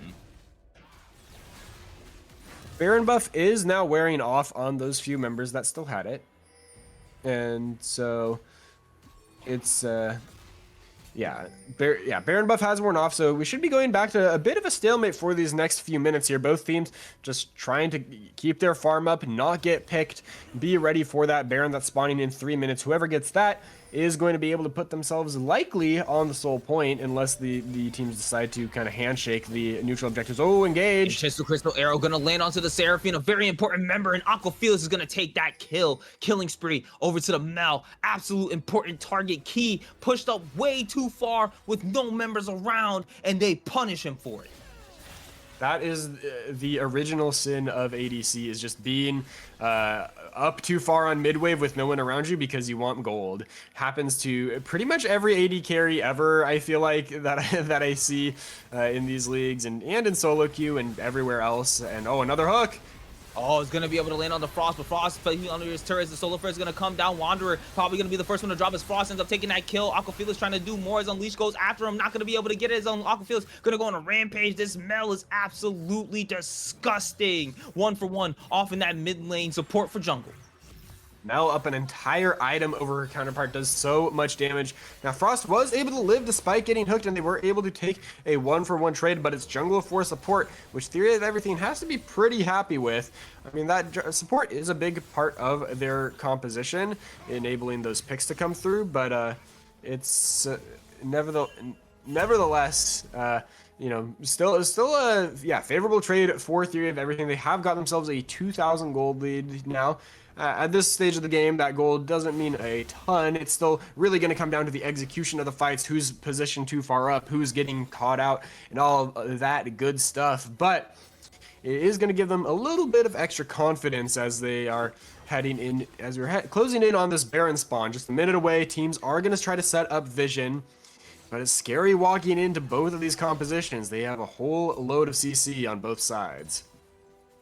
Right now, it's looking like at this moment, like I think right now the shining points of this team is Unleashed and in the Seraphine right now with Key, but they just got to play a little bit more carefully right now. There's really no real like avenue for them to really make too many margins of error, because the moment that you kind of do that, it's just over. Like, they don't really have, oh wait, Zenith Blade gonna land onto Wanderer the Blitzcrank all alone, not really too worried about any other members dropping in, but they really do need to set up for this Baron right now. I think that this, for Conduit, this is like a do or die Baron. They can't afford to lose this one. I agree with you there. Theory of Everything has reached a point where if they get that Baron and they have it on all of their members, they should be able to start knocking down serious chunks of Conduit's side lane turrets and break into the base. If Conduit gets that, though, they should be able to do the same for themselves. It's just the vision game around this Baron is so deadly. Any champion on Theory of Everything that's here right now has the hard CC necessary to set up a deadly combo with the follow-up, and so it's a tough task for Conduit. They want to keep both Victor and Seraphine protected while they're contesting on the sides, and for Theory of Everything, I don't think those carry members have quite the same level of fear. And right now, Davy Jones is getting engaged upon as the World ends up dropping, but the Pantheon is here to be able to try to save his top laner. But Davy Jones might end up losing his life as a sweet spot is found. Iska's going to be able to take that first kill as Pantheon is now forced to run away. The rest of the members on the top side, but Iska's continuing the chase as the trains pull in the Pantheon, able to land that sweet spot once again. Double, triple, flashes in, going to be able to look for one more auto, gets the chains, and it's going to be enough 2v1 double kill going on a killing spree for the side of Conduit. That's going to be Iska, and with the jungler down, all TEE can do is watch as the Baron gets taken. Going for the enemy top laner all the way on the bot side when Baron is up is a really risky proposition. Yes, Pantheon has a lot of mobility around the map with that Grand Starfall, but something about Iska, when he sees the enemy jungler show up, he gets turned into like some sort of rage mode, because that's the second time we've seen him just 1v2 on these champions. He's got good champions for it that can take those extended fights, but still, it seems to be a mistake to go for the Conduit top laner. He punishes it in the 1v2, and that gets Baron over to Conduit. And with knowing that he is still down, the Grand Starfall is up, so the Pantheon could make a real quick play here if he wants to, but they might just end up giving this up, and it's going to be sole point for the side of Conduit. Oh, I do see the pings. They're coming out. Gonna be a big pull as Unleashed gets pulled from outside of the pit. Uses the Cyclone. Solar Flare gonna drop as the Encore comes through. Able to land on the 3 different members with the shutdown. Gonna go over to Aquafilas. He's able to take out Unleashed. And now Gunny think having to flash over the wall, trying to run away, but gets pulled over once again by the Blitzcrank Cook. Landing absolutely insanely over that wall. Boost is gonna be able to take that kill. And that's another one going over to the Ash. And that's still a 2K near gold lead for the side of TEE. Conduit has got themselves a soul point, but that is an absolutely crucial hook for Wanderer to get to kill the enemy jungler, and they get the support as well, and that stalls out so much of this momentum for the side of Conduit. They're going to have a much harder time taking advantage of that purple buff. And so we may be waiting another few minutes to see how this game really concludes, because we've got 4 minutes each on the Dragon and the Baron, and surely one of those fights will be the game decider. Unless again the teams could handshake, there could be some weird shenanigans. But ooh, this Blitzcrank is trying to catch Frost, clearing out that vision. Not gonna happen for now. They're just taking the enemy jungle camps, setting up aggressively in the bottom lane. And again, that is really advantageous to be able to play so aggressively while the enemy team has the Baron buff on them. It takes a lot of effort for Conduit to reshove these waves out and try to make something happen. So the gold still favoring Theory of Everything despite that Baron going over to Conduit. I think at this point, I feel like they realize that. I wanted to say that probably the only real leads for the side of Conduit that they're feeling at the moment has to be between the top lane and the bot lane. Even though, yes, up in kills, the farm difference and the way that the Pantheon has been just all over the place, it just feels like he's basically ahead of this Wukong now at this point. And even though Pantheon does kind of fall off, he does still have a really good use of being kind of that scrambler / kind of just stun bot at the end, where they just look for one particular target. And it's been key that they're looking for over and over and over again. If they don't get key, they get unleashed, and they just feel that they can win the fights from there. As they do end up getting Frost, the Triple Arrow gonna miss, going just ever so wide. But Aquafelis using the ultimate, able to get that little bit of damage as Wanderer might have to sacrifice his life, does get snared up, stunned, but Pantheon gonna find the Seraphine off the backside as the Encore gets reflected by the Mel, and that's gonna be a big hit over the multiple members as it completely turns the fight. No kills except for Wanderer given over to the side of Conduit as 4 members drop from Conduit, and that's gonna be TEE's victory in the fight. Aquafelis patient with the rebuttal, holds it for the Encore that entire time, and is able to get a massive reflect, CCing up. I think that's 3 members of Conduit, giving the big team fight win over just when things looked like Conduit might have been able to turn it around. Mel strikes 14-2 now for Aquafelis, looking absolutely fearsome here in the second game. Now, Conduit is respawning. I don't think Theory of Everything will be able to close the game out yet, but Iska is in a dangerous position, getting collapsed on. He doesn't realize that the rest of the members are coming up this way. And then that top tower is exactly what they're looking for. As they start to now bleed the jungle dry from the side of Conduit, they won't be able to have many resources to their name. Baron should be up in 2 minutes, a minute and a half on the Drake. This next fight could be what decides it all. Theory of Everything going to try to get these resets off. Frost may be looking to stop them, but he has to be careful not to walk into the Blitzcrank or the Ashe. Davy Jones is going to get his back canceled. Unleashed, a much safer candidate for that mission. And so they're going to stall that Yorick out a little bit, but he'll still be able to go back and get back onto the map. It's 1 minute now on the Drake. The vision game is being played by Conduit. They have made the first move into the enemy jungle, and so they have that deep vision, but Theory of Everything should have a window to reclaim some of that space here. And if Conduit drops all of their wards without Gunny Thick being able to get a reset in, they could have a hard time continuing to play the vision game, because if you don't see Blitzcrank, you have to be very afraid of him. And that's the thing. Blitzcrank has been consistently catching people out of these random little pockets of vision over walls and things along the like. So they have to really, as they do end up catching Key, and he's going to be blown up immediately. And that's already down 1 member for the side of Conqueror as they continue to chase. That's going to be the Tristan Arrow. Going to land on the members as Iska's continue to chase down Wanderer, but a double kill going over to Aquafelis as the rest of the members start to drop. Another kill going over to Boostus. Iska's on a rampage, but it's not going to be enough as the Ray Boss is not Ray Bossing Frost, the only member alive from the side of Conduit as they continue to chase Pantheon looking for this victor. 4 members drop from the side of Conduit. This game is not theirs to win. Flash hook from Wanderer decisively lands onto Key, who did not have his own flash up, and that is going to be the ace now.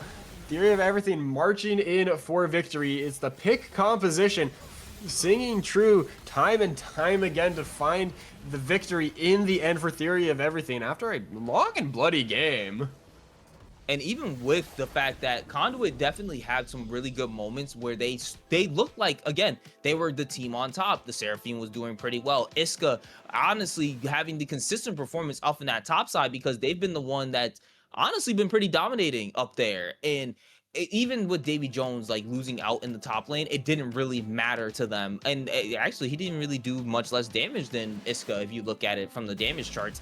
So there wasn't a whole lot that necessarily for the side of Conduit that they could have really done once, especially once this Mel got onto overdrive mode. All right, I was not expecting the Mel to perform the way that they did, but it was just like, oh, like they weren't able to find her ever. Like in most of the fights, they could never get on top of her. There was no one who was able to dive onto her. And like what was getting really smart about Aquafelis, the smarter and smarter they got about their W's. And we saw that really insane last one where I thought the Seraphine Encore could have potentially turned around the fight, but the whole time he was just waiting and waiting and waiting, and then deflected that back, and that ultimately led to that secondary fight happening right after, which led to the ace and gave them the game. Patience, always the name of the game with Mel. Patience and discipline. If you have that W up, you are always a threat.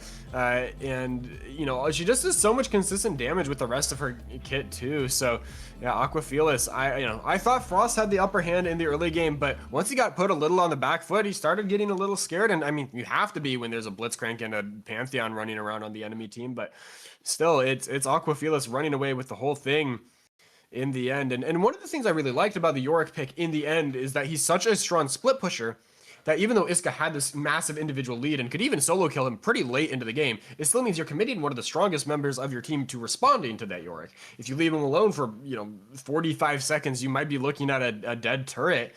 And that pressure on the map does mean the Aatrox is occupied and not so easily able to join up with his team. And with that, it was just unfortunate to watch Conduit just crumble and fall as the game started to go on and on. And I really got to give more credit to Wanderer. That the way he was everywhere on this Blitzcrank just made it definitely enabled the rest of the team. Like he was on his core JJ type shit. Like that's how I had to look at it. Like the man was just all over the place. And I really love seeing that from a support player, like saying that, you know what, even if we don't necessarily win this lane, we can always have something. You know that Ashe is one of those ADCs that will always be useful, especially if they can get an insane pick with the ultimate. Like there's always going to be some type of use for the Ashe. So even if Ashe fell behind, they knew getting Mel and getting Davy Jones stable, getting Aquafelix ahead, and allowing Nate to kind of be that extra supplemental traveler alongside Wanderer, they were able to allow the Mel to basically completely carry this game. And it still made Boostus even look better as well, because they were constantly there with those arrows, landing them onto key targets like Key or Frost, and that just made it even easier for them to win these fights. So guys, let me know what you guys think in the chat right now. Who's going to be able to take this series as we're going into game 3 right after this break? Don't go nowhere.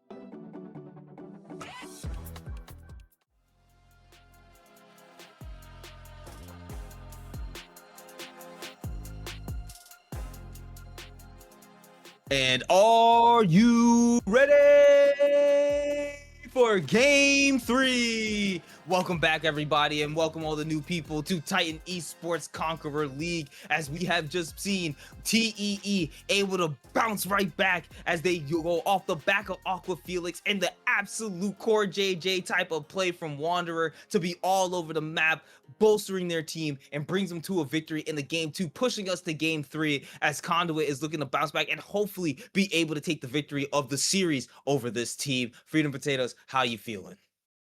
Feeling good, and I think there everything's got to be feeling pretty good too. I mean, that's exactly the kind of win I think you want to have going into this third game. It wasn't like they, just played better in lane. It's not like they just hands diffed them. They were playing better coordinated as a team and finding those picks that they really needed, and really punishing their enemy mistakes. And I feel like, if you can get a little inside your opponent's head, anticipate their moves, and punish those mistakes, that's a great recipe for success going into the deciding game of the match. And I think for right now, again, because even with Conduit last game, they actually had a pretty decent footing on the game. I just think there was a couple little like micro mistakes that they were consistently making. Like we saw Gunny Thick and Key actually consistently getting caught out by other members on the side of TEE. So they kind of need to reel that back in again. And I think for Frost, they kind of lost a bit of their advantage that they had in the initial beginning of the game, especially once Wanderer started roaming around and catching them off of random little vision pockets and things like that Frost wasn't able to see. So once the bottom half of the map kind of fell apart, Unleash and Iska didn't really have much to really work with, so they couldn't enable the Seraphine, they couldn't enable Gunny Thick going in on Leona, and they couldn't allow Victor to be able to dish out a lot of this massive AP damage that we saw instead coming out from the side of Theory of Everything and Aqua Felix on the Mel. So as we get into draft, we got to think, what is Conduit going to do to be able to win this out? I personally think that, once again, I'm always a big comfort is king. Play what you guys are comfortable on, as well as play towards your strength. If you guys are really, really good with team fighting comps, but that only involves like certain very easy champions, then play that. Make your life a little bit easier. Even if the champion seems somewhat out of meta, catch them off guard and bring yourself on the upper foot because you decided to pick something that you know definitively you can play. And we're already starting to get the first couple bans out as TEE is not budging off the bans at all, as we do see Nocturne and we do see Jarvan being banned from them, as they have continuously banned this all 3 games so far. And we do see the Shaco and Zac also being banned by Conduit, as they have also banned these 2 champions. No one wants to deal with a Shaco, and Zac has such, as we were seeing from Wanderer last game, having those weird angles that you can just pop up out of nowhere and just catch a laner off guard is absolutely annoying to deal with. And I do like Conduit trying to make sure that they can't get that done to them again against Wanderer, as we do see Nami being banned on the side of TEE. Again, a very staple type of support, and I'm guessing one of Gunny Thick's mains. And we do see the Zoe being banned away from Aqua Felix, something that we do not want to allow for him. And I am officially convinced that Theory of Everything hates me because they are trying to go for the extreme long game 3, as we see the Smolder being picked up for Boostus on the side of Theory of Everything, and the response being the Ezreal from the side of Conduit. So I'm honestly expecting a slightly longer game here as these 2 teams look to scale. I'm curious to see what Conduit pairs with the Ezreal, because if they give him a good lane, that champion can absolutely get aggressive in the early game, throw out the Qs, weave in those autos. And it's a Brand that could be Brand support. There's also a slight chance that it's like a Brand mid or even Brand jungle. Those are roles he could go into too, but they might just be trying to play all in on the poke identity of the spot lane and make it so that Smolder can never farm. And so the karma is going to be grabbed up by Theory of Everything. If Conduit wanted that champ to pair with Ezreal, which is a great pairing with him, that is off the table for them now. And Warwick is the 3rd pick for the blue side here.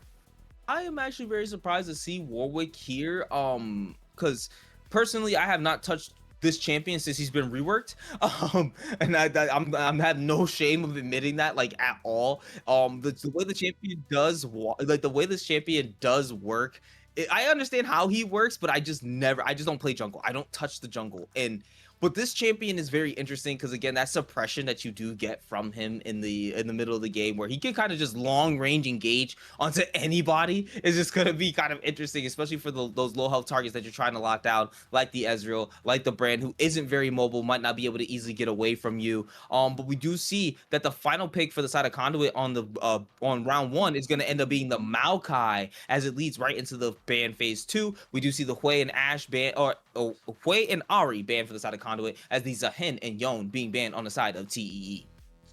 We've seen how deadly Aqua Fearless can be on some of these picks, and so Conduit do not want to let that happen again, and they are going to grab up the Nefiri as well, also a mid-jungle flex, so they've still got their options a little bit open with where these end up going, although I would imagine, seeing what we have so far, that's probably going to be the mid-Nefiri. They've got some nice lockdown with the Maokai, but I do want to see a little more CC come out from them now.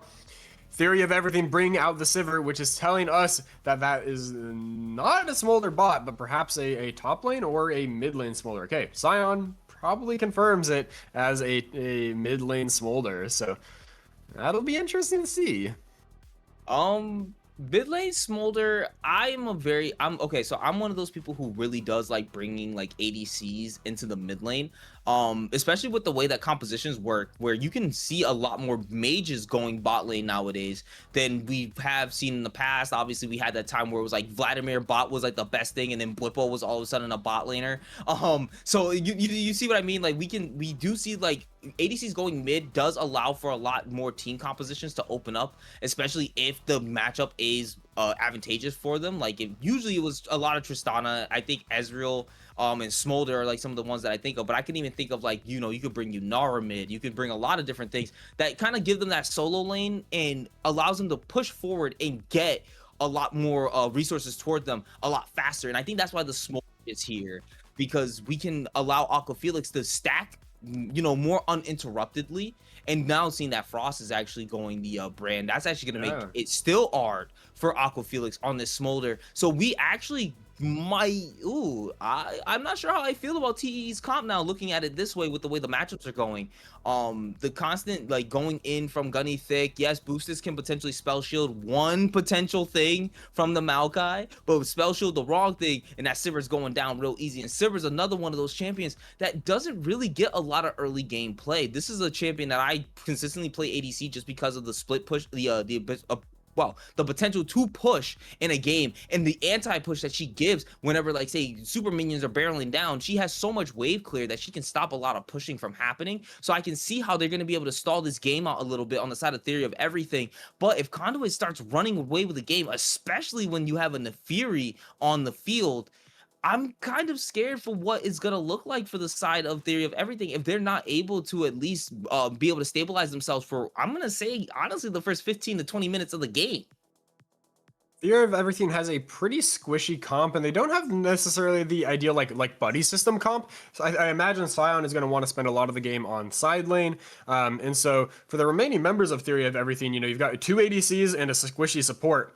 They're going to have a tough time getting vision if Warwick isn't together with them. And Conduit might be able to exploit that to try to get some picks for themselves. This game, they can have Nefiri explode from out of vision. You know, if Maokai locks someone down, that's easy skill shots for Ezreal and Brand. And that might allow Conduit to get the lead. But Theory of Everything does scale very well, and they have great wave clear to enable themselves to do so. It's kind of going to be a question, I think, of if Conduit can, you know, get some early Drakes and use the Soul and eventually the, you know, the Grubs, the Herald, and the Baron as win conditions into this team. If they can play fast on the tempo with those neutral objectives, I think Conduit's going to have a good time here. But if they make a few slip-ups and they lose some of those objectives and the game goes late, I'd be pretty worried for Conduit as well. Yeah, and I think that right now it's really going to be on Theory of Everything to kind of like be able to play this out to the best of their ability. Again, a lot of their composition, especially where a lot of their damage is going to be coming from, scales. Like, they need to get the farm, they need to scale into their damage before they're actually able to do anything. Usually most Sivers can start to do a lot once they actually get their first 2 items with and I generally think it's usually the Essence Navori build that is still very much popular for her. So usually when Sivir starts to get those items and she starts to be able to kind of generate a lot more gold for herself by basically just going to a wave, then clearing that wave and rotating to the next one.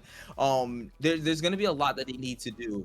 So it's going to be Sivir honestly going online first. Smolder then once they hit the 225, hopefully by the 20 to 22 minute mark, depending on how quickly Aquafelix can actually do these stacks, is going to really honestly determine whether or not Theory of Everything is actually going to come out with this win. I think right now, though, for what it is, Frost is probably going to have to do a lot of that backbone work with that brand early game to try to, constantly push Aquafelix out of lane to deter them from being able to stack up a lot. And hopefully, again, like that matchup should be pretty interesting. I think once we get into game, though, that's really, we got to get into game to really determine it. Yeah, we do gotta see how things ultimately play out on the Rift.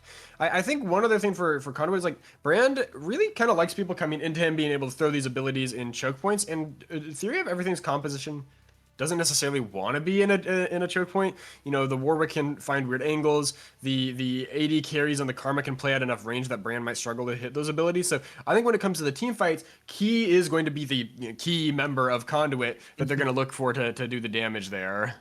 Key is the key, and right now, honestly, at one point in that last game, Key felt like the key, like that Seraphine was actually doing pretty good for a little bit, and then eventually, they just had to walk up to a Fed Mel, which is something you don't want to have to do.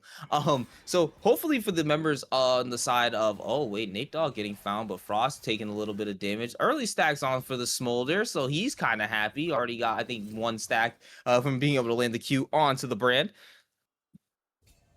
Yep, one little stack for Smolder, and Nate Dogg feeling confident enough to just drop the ward right in their face in the mid lane, walks over the Pillar of Fire from Brand to get that down.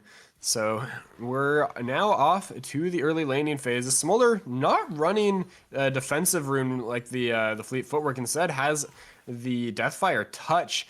Gonna let him do a little bit more damage back, and hey, sometimes the best defense is a good offense. And I think for that sake, actually, hold on, Key dropping a bit of damage on some level 1. Missed the Mantra Q from the Karma, so they weren't able to get a lot of that extra damage. And that level 1 RQ from Karma does so much damage. Absolutely hate it. We do see there quite a bit of damage getting up in the top side. Iska's still trying to dominate in this top side as well, as they have all 3 games. If I'm being honest, that's probably the most consistent part for Conduit, is the domination that the top lane has had from Iska.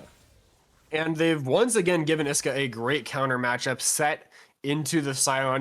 That is a champion that loves having a health stacking opponent to ult into the enemy team, and that Scion is the prime example of that. That said, it can be a little tough for Set to access the backline from Theory of Everything. He's not the speediest or most mobile champion. He really needs one of those melees to give him that boost in, and so if Scion or Warwick is there, he might be able to find those angles. If he has flash up, he could find an angle with that, but if it's the later phases of the fight, those frontliners are already dead, and he's trying to get a kill for himself. Gonna be a tough time there, as the. Oh, I'm sorry. Go ahead. I was gonna say the easiest way for Iska to get into that backline at that point is just suplexing Davy Jones into his own team. And that's probably the way that he's going to engage on it a lot, if I'm being honest, as we already see Iska having a decent health advantage, not much of a CS advantage this time around, as we're getting used to, no 20-30 farm up. I mean, only 3 minutes in, so you can't really expect that. But definitely getting, at least showing, like, I would say definitively, obviously the better top laner of the two would have to be Iska in this matchup. He has had the favorable matchup in some of these games, but nevertheless, I think that shows, the confidence in him to play better when you select that counter pick. And here, Nate Dogg might get caught out going for the scuttle. Bound by Unleashed, but not going to be able to get the engage onto him, and instead does dodge out on a lot, as Frost missed a lot of damage on the Brand and ends up taking more from the Smolder, plus the Deathfire touch, burns him down a little bit, taking about 20% of his HP, so this is going to be interesting. But Frost does still have the TP. Aquafelix used the teleport of his own to get back to lane, so slight summoner spell advantage in the mid lane. That said, in mid, you don't necessarily need the TP to get a great reset off. The home guards are so potent these days that even when TP's down, if you can shove a wave in, especially on a cannon, and just hit that back button, you might be A-okay to get most of that next wave.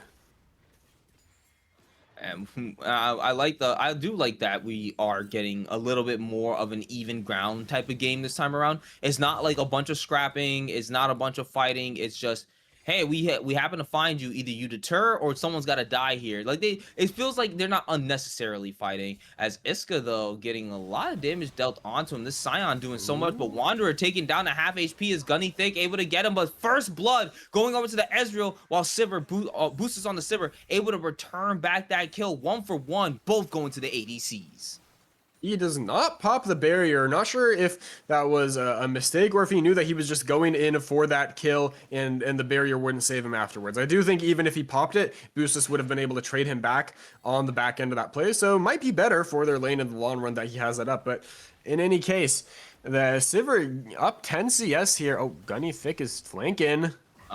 Doesn't get the spell shield, but waits it out as they knew that Key was on the way. So hopefully able to get that kill onto Boostus, maybe get another kill onto Key from there. I do like the way Gunny Thick was actually thinking, like, oh, let me just wrap around. Key is right here, might be able to actually get some CC down and land another kill onto him. But instead, the Silver's going to be able to walk away. Does have a slight farm advantage, but nothing too drastic right now. Only 8 farm difference versus the top lane, where it's nearly a 20 farm CS difference between Iska and Davy Jones. I think that top lane CS gap is only going to get worse as the game goes on. Those early levels, Scion does have a bit of a chance to fight back if he spaces well around the decimating smash, and the stats just tend to favor the set, really heavily going into the scrappier part of the game here. But he is able to pick up a little bit of CS for himself. Davy Jones on as that wave crashes into him. If Iska really wants to make something happen here, he kind of needs to... Oh, hold on. There's a gank mid lane. Aquafelis does have the flat flap, though, so she should be safe from the ultless unleashed right now. As Frost does have his ult, doesn't have it activated. Nate Dogg, though, looking around, trying to find Frost. Does get the fear onto him. The ult now not being dropped as it does come down with Mom being called. Both mid laners having to use the ult there, and they're going to be able to deter any further fighting. Nate Dogg maybe looking for a re-engage. No, he's just going to his blue buff. But yeah, nice to get the flash off of the brand. We've seen how Theory of Everything likes to punish that summoner spell timing. Really important aspect of coordinated play is being able to take advantage of that as Gunny Thick goes in. Oh yeah, and he ends up finding Wanderer, but gets tied down by the snare, and now a lot more damage coming out from this Sivir. Maybe I was wrong. Maybe Sivir does have that early game damage that's necessary, as Gunny Thick taken down to about 1/4 of their HP, and they continue to go in anymore. The Sivir might be able to secure another kill. Unleashed, level 6 over Nate Dogg. A little faster on the clear with this Nefiri, but hasn't yet found an opportunity to make use of that level advantage. Those first ultimates of the game can be so key in dictating the pace of the game. If Nefiri can pop someone, if Warwick can lock someone down, you have you open up the opportunity for your early objectives. And right now, Nate Dogg might be sniffing around top. Yeah, he does still have the ultimate. He never ended up, he was the only level 5 during that last little scuffle in the mid lane. So he does now have the ult to be able to potentially make something happen. But I don't think Iska is going to fall for it. So he ends up backing off there. And I think the ult can be used somewhere else, potentially. Like, we do see this brand constantly pushing forward. So maybe Warwick could help his Smolder get a little bit more further ahead by just constantly attacking that mid lane, especially with no flash up. Yeah, Smolder up a level here, probably just a fraction of a level in reality, but so far weathering the storm that we had anticipated from the brand pretty nicely. And we'll want to see something more from Frost around these team fights, maybe, where he is able to, more reliably land those skill shots. Into Iska wants the fight. Yeah, gets the Facebreaker, gonna be able to pull him in. The Haymaker not gonna land though. Doesn't get that sweet spot, does very little damage over to the Scion, but still so much farm up right now. 24 farm advantage for the set up in this top side, and with Gunny Thick now making the rotation up towards the top, these Void Grubs is going to be looking like they're traded for the Drake off on the bot side. And with the little lead that Theory of Everything has on that Sivir, they're able to get some priority down bot. Iska having to flash away from the Scion ultimate as well, but Gunny Thick wants the dive. Peacemaker gonna be able to draw him in, looking for the haymaker as the twisted advance comes through. Gonna drop the ultimate, trying to get a little bit more as the rest of the team just shows up. Unleashed though, gonna take that kill, what could have been easily given to his top laner, and that's another kill over to the side of Conduit. That's a nice timing for that kill to come through. Sion is going to miss most of that wave. Key on the bot side has to ult the wave. There's a Warwick coming at him. And he's looking for him, activates it, but doesn't look for the ultimate. Not necessary. Key gonna get dropped and flashes from under the tower, preventing that last tower shot. But Nate Dogg might end up losing his life. Uses the ult to get away. The heal then also popped by Wanderer, and that prevents Gunny Thick from being able to chase any further. Nate Dogg gets away after a successful tower dive. Gunny Thick still playing the fight out. Unleashed is far though. I don't understand why he's looking for that. That was a little far out there. Maybe trying to distract them, bait them in. Maybe trying to stall their backs also, but the thing is, while he was doing that, the wave crashed into tower, so Key is going to miss out on a bunch of farm. Sivir up almost 20 CS and that kill there, and I was looking for Conduit to get some of these early Drakes, try to, use their Ezreal to drop some early pressure on the enemy bot lane and play for those. Instead, they trade the grubs for the Drake, which is nice if you're playing around Iska as a win condition. I just feel like if this game goes late, Iska might have a tough time being that win condition because of how much range the enemy team has. And so you really need to find a way to get Key in a position where he can scrap aggressively with the enemy bot lane. And right now, he's a little too behind to do that. There's a Yuntal Wild Arrows completed for Boostus. Ezreal's just on components.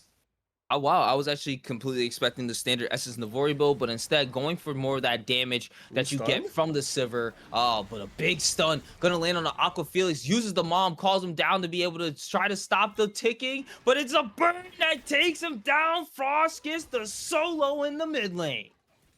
Even with the heal from Mom, Frost still gets the solo kill. That is what we have been waiting for from this brand pick in the mid lane. Able to exert a whole bunch of pressure. Aquafelis, even with the flash up, thinks he can survive without it and goes down to the burn.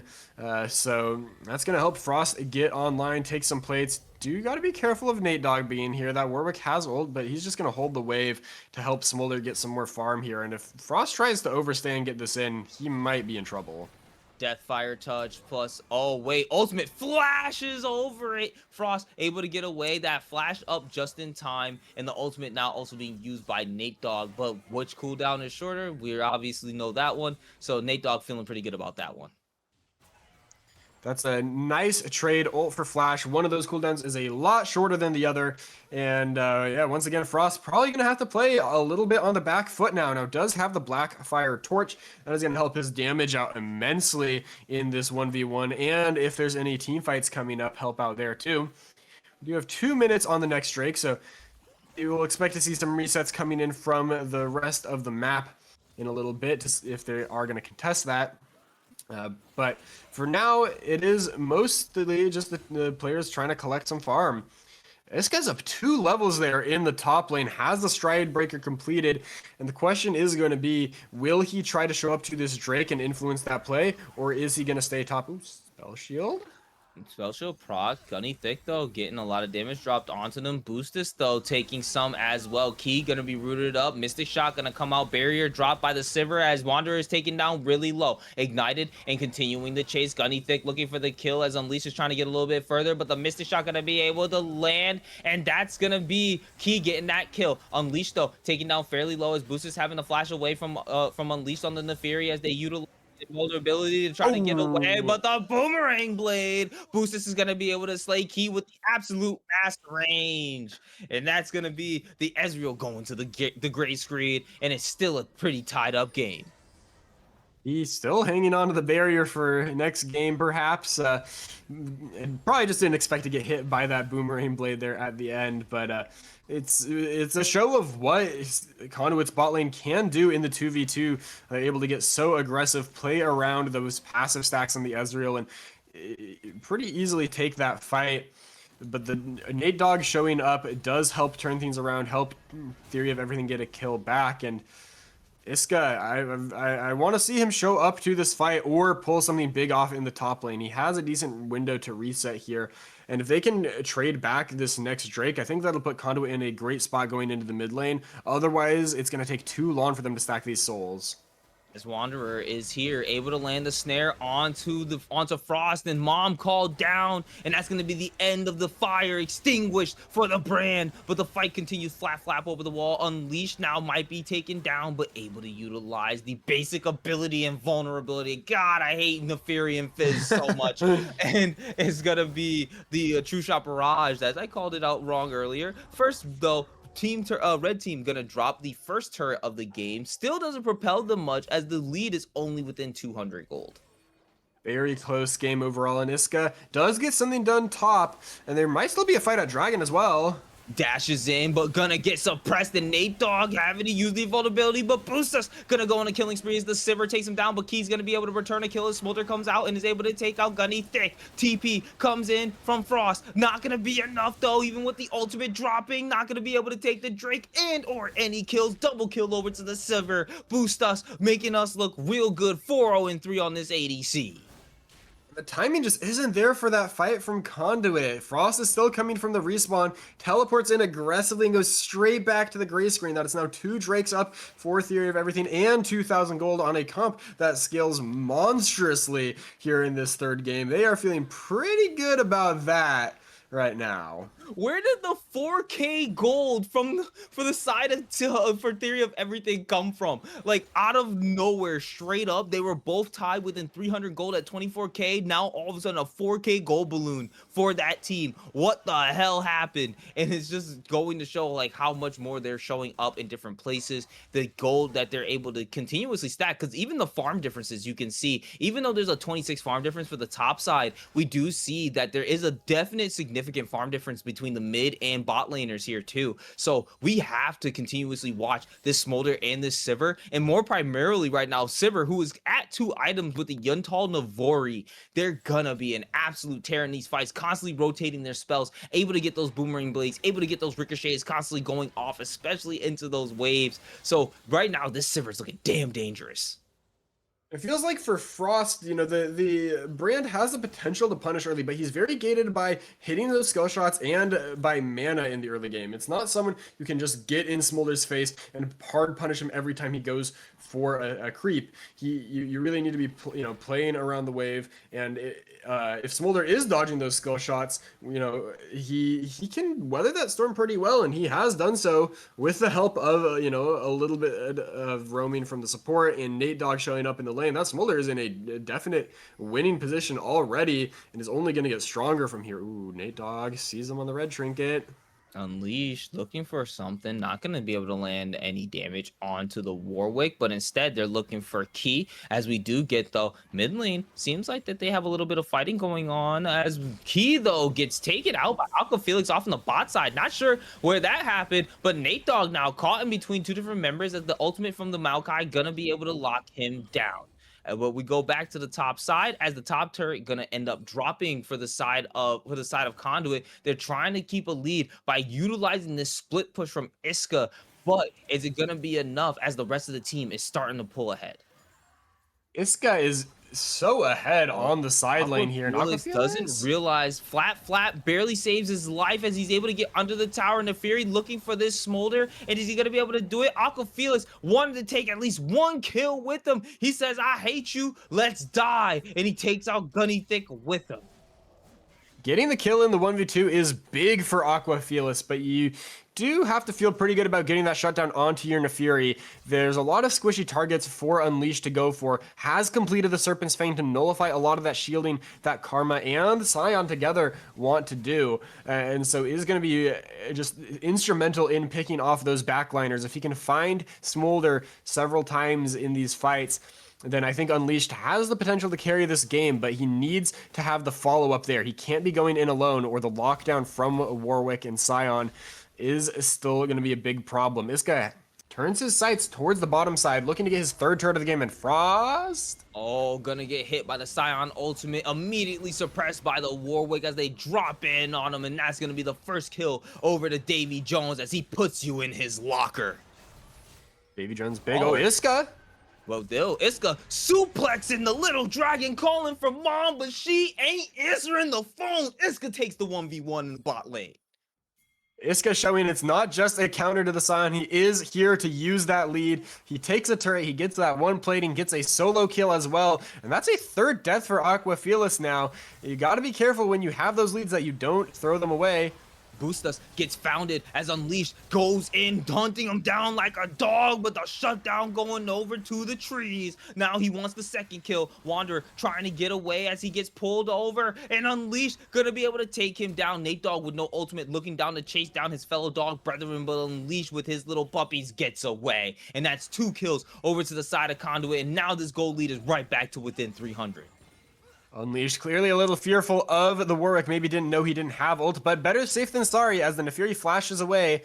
We have this dragon spawning in just a few seconds here, but those respawn timers will be there for Theory of Everything. They are far, they don't have much vision, but if the remaining members can stall out a little bit, it might be possible for Theory of Everything to look for this soul point. I'd expect this to go the way of Conduit, but you have to watch out for Warwick. Nate Dogg is very strong on this pick right now. Nate Dogg does also have the ultimate, so he could be looking for a fight as Iska and Davy Jones are looking to duke it out up in the top side. There's going to be the Baron spawning as the Drake goes over to the side of Conduit, but they are looking for the fight as they continue to chase down that side, and they do as Warwick goes in, is able to not find any members. Mom called down, but Frost is still right in front of them. Brand ultimate, really big, multiple members as they go and explode. Wanderer going to be the first one to drop as Frost takes that kill. Iska continuing the fight off in the top side, and we're going to see the bot lane chase as they're looking for Boostas. Aquafelis taking down a really low HP, but the Sivir going to be able to take out Unleashed as they continue the chase. Boostas now trying to get away from the sapling as Key was looking for a quick little mystic shot, not going to be able to land it onto the Sivir. 5-1-3 on this ADC, and they're continuing the push, but right now their base is looking like it might be broken in as Iska is just constantly putting the pressure on this Scion.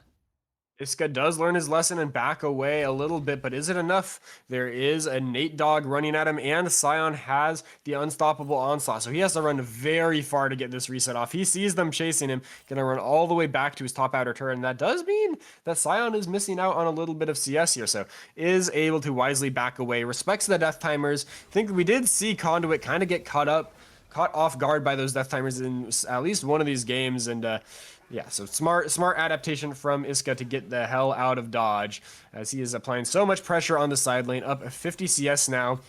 And I mean, that team fight just now was absolutely massive for Conduit. They got the Drake, they got a couple kills, and so they've got themselves a slim margin of a lead in the gold department now.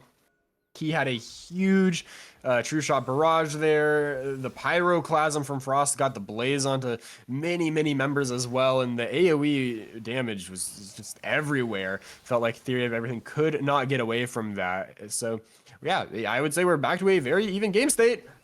Oh, but Iska now finding Aquafelis. The flat flap not going to save you over the walls. You get suplexed, and mom can't call the nurse for you. You're going back to the gray screen. Aquafelis found once again off in the side lane. That is a 5th death in a row for the Smolder, I believe. Maybe not in a row, but he is at 4 and 5. I think it was at least 4 and 2 not long ago, and the fights don't stop. Yeah, as Conite goes in, gonna get suppressed though. Is Nate Dogg able to take out Unleashed, and now they continue to chase his Boostas as we get the kill onto the Maokai, and that's gonna be Key trying to get away, but locked up, locked down. Ezreal, you ain't going nowhere, and that's another kill over to the jungler on the side of TEE, and that's gonna be them continuing to keep this lead in the game. And I feel like that's just frustrating for Iska, who gets the solo kill down bot. He's working the wave into the enemy tower, but then the rest of the team takes a fight, which is even. That's a 3v3, I think, in the mid that they opted into. You know, while Iska isn't really able to answer in the bottom lane, eventually he does get that turret down to 1 plating, but the rest of the team a little hasty on that fighting between 2 enemy turrets when they're not really that ahead as a team, feeling themselves a little bit too much, maybe off the momentum of that set. But you know, if he's not there, it doesn't mean much. Yeah, and I mean, I do like the fact that we do have, say, like the brand on the side of Conduit to be able to kind of supplement a little bit extra damage. That again, a lot of that AOE damage is why they were able to turn that fight around earlier in the game. But now it's like if brand's not there or set's not there, you shouldn't really be expecting to fight and win those fights, especially when you have Sivir and Warwick lying in wait. Brand looks to be building into the Rylai's Crystal Scepter here. If he gets that online, that'll be a big piece of util, helping to slow the enemy team down because they are so reliant on playing at range. It'll make it way easier for Iska to get in there, for Key to land those skill shots, and I think the utility is very important for the brand here. I think the Conduit has plenty of damage in their composition. They just need to make sure it's landing onto the right targets. And Vision. Go ahead. I was going to say for the util that you were speaking of, they also have to take into consideration that Sivir does have a AoE speed boost for the entire team. So they want to try to slow some of these members down, especially between also the AoE speed boost that you can get from the Mantra E with Wanderer. They really need to be sure that they can slow these guys down, not allow them to be able to hit as the Unstoppable Onslaught gonna come out, able to miss onto him. But now Blast Cone into 3 different members, Davy Jones all alone as they continue to find him, but the Suppress gonna land onto Unleashed as Nate Dogg is able to go in, but big suplex over the wall. Iska coming in and trying to save the different members as Key's gonna take out the first kill and Iska's gonna get the second. Now Davy Jones looking like the third target for the side of Conduit as a good Gunny Thick gonna be the next 1-2 drop boost us. Now looking for some kills as they end up trying to find the Ezreal, trying to get a little bit of damage, but Unleash is just gonna shred him down first. But the 225 execution from the side of Aqua Felix on the Smolder gonna be able to take out Unleashed, but Iska getting revenge for his jungler as they're gonna be able to take this Drake off the back of that ace. Iska finds a huge ultimate angle with the set showstopper, definitely stopping the show for Theory of Everything as he ults Sion into 4 other players, I believe. And over the wall, no less, dealing massive damage, follows up with a 3-man face breaker, and from there the team fight is all Conduit. It is Theory of Everything was able to trade a little bit back towards the tail end, but that was really just Conduit cleaning up those kills towards the end. And even though Smolder has the execute online now, which is a very scary prospect, it feels like Conduit has found their footing in these fights in this mid-game phase here. I'm not even gonna lie. What did I say at the beginning of the game? What is their engage gonna be? It's just gonna be that suplex coming from over the top rope into the enemy team, and he landed on so many people. And once your HP bars are that low, like he just took your meatball and used his HP bar against you, and now you guys have to scramble. And I even saw in the chat someone pointed out the brand ult didn't even bounce, and they still won that fight. That is a scary notion to think about, where the brand ultimate, what it's supposed to do is massive AoE damage. It didn't even do that, and they managed to win the fight off that back end. Yes, the game is still very much even, but it shows where Conduit does have the advantage as the Maokai ultimate comes out, able to find Wanderer, deters them off the turret, but not able to get it for the side of Conduit just yet, as the Unstoppable Onslaught is going to end up finding Ezreal off from the backside as Nate Dogg able to take that kill. Mom called over the end, and that's going to be a big fight as the showstopper going to be able to get a double kill off in the backline. It's Iska having to run away. Unleashed trying to get some kind of kill on the Aqua Felix, but the execute going to be able to take him down as he continues to burn, and Unleashed going to be able to trade it back. Frost now being the secondary member alive along with Iska for the side of Conduit as they're looking for those kills, and Iska's going to be the sweet spot hitting, and a holy man, madman fiesta. The ace goes over to the side of Conduit as they now take a 2k gold lead after that fight. It's another big face breaker, haymaker combo for Iska to finish things off in what was actually a very close fight. Theory of Everything getting that started on their terms the way they want to, but Iska continues to show that he is here not just for the side lane threat, but for the team fight as well. Gets 2 kills off the showstopper and turns that whole thing around. is really the star of the show for Conduit. But on the back end, Frost able to nicely kite out the frontliners from Theory of Everything, buy time for Set to re-engage and get those kills down. Again, even though Nate Dogg is finding some nice ultimates in the fight before that, I think he found it onto Unleash. This time lands it onto Key to start things off. Conduit is able to play the fights even when some of these members are getting dropped low or picked off.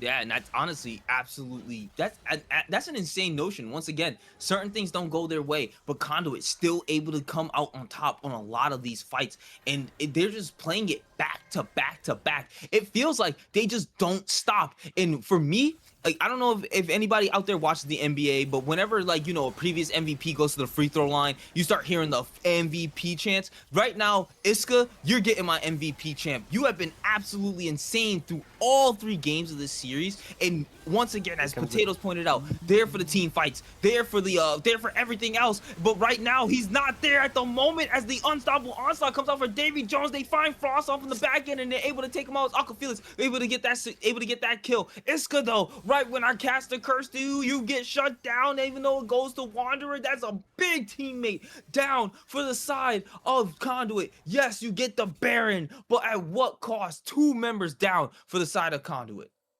Conduit get the Baron, but Iska had teleport and instead chose to walk to the fight. And that just means Theory of Everything walk in and take the 5v4. They knock 2 of those Baron buffs off the enemy team, and they get the shutdown on set. So they are going to be able to reclaim the gold lead for themselves, extending it a little farther with this turret take here in the mid lane. Oh, Key and Boostus duking it out. Gunny Thick looking for something as Unleashed goes in, jumps on the Boostus, able to take that kill, and is now looking for the Karma, not able to get so as they get snared up. But Gunny Thick now getting chased down by Nate Dogg. Nate Dogg able to take that kill, looking for the Blast Cone, trying to get away, but the red buff gonna be enough to be able to drop him there as Key secures that kill. 2 kills over to the, 2 kills over to the side of Conduit, all lost for the support. Definitely well worth it. And there's a Drake spawning in 13 seconds as well, which means Conduit is going to be able to put themselves on Soul Point. A risky position for Theory of Everything to find themselves in, but I really want Conduit to start breaking the base open for the enemy team if they want to win this one. The Drakes are nice, but even with the Soul on your side, you still do run the risk of just getting executed by Smolder, who has that infinite scaling. So they need to start cracking open these turrets, find a way into the enemy base, and close out this game, because eventually that big lead that Iska has is going to evaporate. He's almost full build now, and that means, you know, he can't get much stronger. Yeah, eventually it's just going to plateau for the set, and it's going to be unfortunate when it does, because right now Smolder is, with the 225 stacks, starting to shred damage. Sivir still isn't even full build yet and just finished their Lord Dominix. So we're going to start seeing a significantly more shred of damage from this Sivir as well. So the later the game goes, the more powerful the side of TEE becomes. And right now, Iska's lead doesn't really feel like it means too much.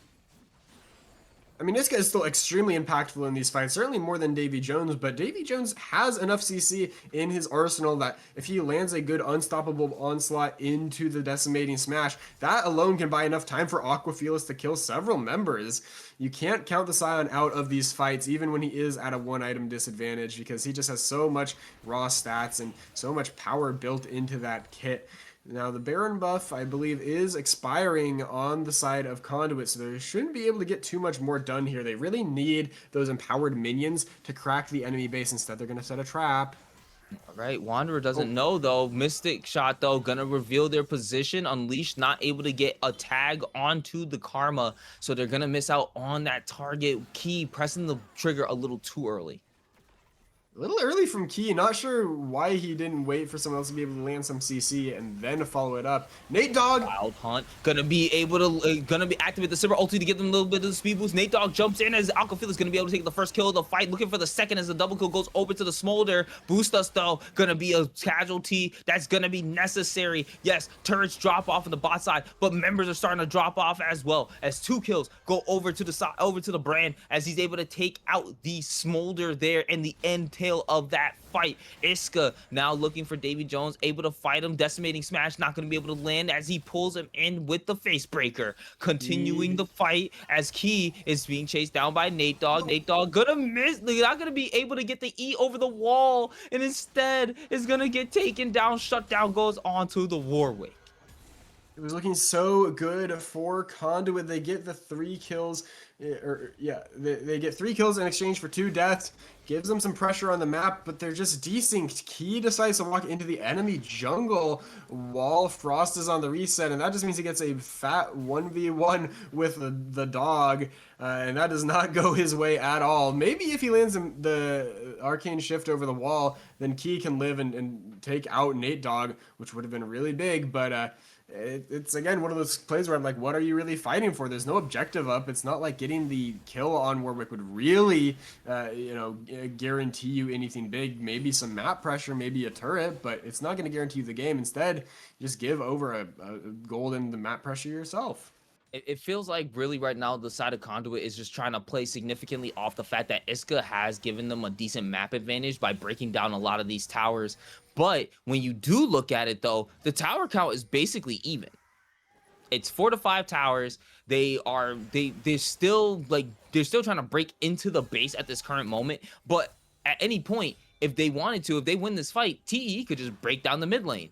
They have so much, like, there's both of these teams are actually at a weird like advantage / disadvantage type of deal where anybody finds the right fight as they're fighting right now. Iska getting caught off in the back line, not going to be able to get the showstopper off as Mom is called down, gets it into the middle of the members. Frost able to take out the Warwick as Key takes out Wanderer. Unleashed getting taken down by the Smolder Execute, and Sivir though dishing out a lot of damage off on the backside as Iska going to be the next one potentially to drop. But without Davy Jones there, the 2 carries from the side of Conduit are still left alive. Davy Jones being the only member left. Frost and Key looking to barrel down this mid lane, looking to start taking a little bit more of these objectives, and Conduit really want to show that they can win this game.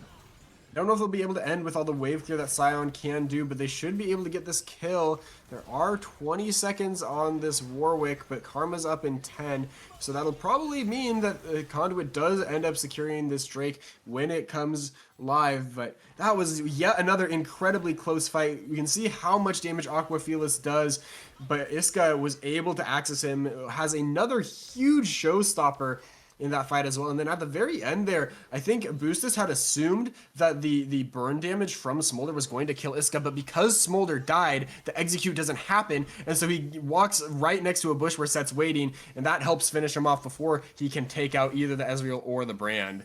Now the dragon is started up, and I don't know if Warwick can get here in time. Yeah, he's not going to be able to make it there. Even with all the speed boosts in the world, he's not going to be able to do it. Mantra Q over the wall, trying to see if they could do something, but the soul going over to the soul to Conduit. That is a Chemtech Drake soul for them. So they're going to have a decent chunk of advantages on their side. I also wanted to say that they're rotating up towards this Baron. And They you know, I kind of like this. Like they're keeping their foot on the gas. They know they have the advantage, and they know that they can try to, you know, get some of these choke points. But the over the wall, Frost having to go golden. Mom called down, not gonna be able to land any damage onto him. As the shutdown though, gonna go over to the Warwick as Frost is dropped. Gunny Thick looking like the next target, but then the Baron immediately turned on, unleashed over the wall, trying to see if there's anything that they can do. Potentially a steal to go over with it. 8,000, 7,000, 6,000, nearly 5,000, bringing it down. He's got to be able to make the right jump over the wall. 3,000, 2,000, 1,000. Blue team takes it as Wanderer is going to be the one that is able to take the Baron, and Boostus is going to be able to take the kill onto Unleashed. That's 5 members. That's 5 members bleeding purple on the side of TEE as they're able to take that Baron. Baron over to the side of Theory of Everything. Unleashed nearly gets it, but it's actually Wanderer, the support, who gets it on the Karma. Just about 100 HP left on that objective after the smites come through. And so Unleashed does throw his life away. Now, there are enough players up on Conduit that I don't think this will be the game. But hold on, Gunnythick's getting a little close to Sivir. That was not going to commit to the play. Yeah, Sivir hurts so much now. As a Smolder Iska waiting in the wings, though, could have an angle to turn things around here. But we've seen Conduit. They need to wait for their whole team to be here. Or do they? They're a little bit disjointed as Iska does end up finding Boostus, does not manage to land that on him, but he does find the first kill as he ends up taking out the Karma, though. Key takes out Aqua Felix, the main carry right now from this Smolder. Without that execution damage, they can't fight much more, so Boostus gonna have to back off, and now we're just getting this constant teeter-totter of this game. Is anyone ever gonna be able to end it? If anyone can end it might be Iska. He goes huge once again. I thought that could be a game-losing play from him, but he waits out of vision, waits till the minion wave walks past him, and sandwiches Theory of Everything into the rest of the team. Gets a kill onto the Smolder and Karma, but we have another fight come in. Unstoppable Onslaught gonna land onto multiple important members as Boostus is gonna be able to take the first kill onto Frost. Double kill going over to the Sibber as we get the TP in from Iska. Able to get the haymaker onto Davy Jones, separating him from the fight, but Boostus still clearing the waves. 3 versus 3 currently as Key is barely low health off on the top side. They're gonna dismantle that fight, and that's gonna be a trade of 2 kills. Conduit has a strange addiction to fighting without Iska. We saw it give the Baron over in the first place. We saw it again after they get the picks. Iska's trying to play pressure bot. Conduit is trying to push in mid, but they overstep and get engaged on. And even though they have more numbers on the map in total, when the fight happens, it's even numbers. And that just means that Boostus is able to run away with it this time. Sivir now has the full build complete. Oh, Nate Dogg, what is happening? Oh man, Nate Dogg might have ended up finding multiple members by himself, but Iska is also here. Maokai ultimate gonna be able to drop, not gonna land onto anyone there, unfortunately, as that's now another tool that has been used. But Iska, yeah, right now I think Nate Dogg just feels like he can just fight a lot with the lot of the sustain that he gets from the Blade of the Ruined King plus the Spirit Visage. All that extra healing is absolutely insane. So we're gonna just see though, are they gonna make any use of this Baron buff? Do they have the split push as they do with Davy Jones up off on the top side, forcing Iska to go ahead and respond? But I think this is gonna come down to an Elder Drake fight. Baron has worn off now. It's 2 minutes on the Elder. That could be the real decider for real this time, because I think we've had a lot of fights that we said could decide the game. None have decided it yet, but as the death timers increase in duration, each fight becomes more impactful. Yeah, and so Smolder is at 408 stacks now. He does a whole lot of damage, can get you to that execute threshold very quickly. The Chemtech Soul does help with that a little bit, but execute kind of counters it. I mean, that that threshold just means a little bit more of your health bar that the Soul isn't helping out with. And yeah, Theory of Everything has fully scaled at this point. Both of their main carries on full build. Sion closing in as well. There's only a few champions in this game that aren't full build. And so those stacks are just getting so much value, but it's still going to come down to the positioning, to the gameplay. And I still wonder if Iska's going to be able to be that wild card for Conduit.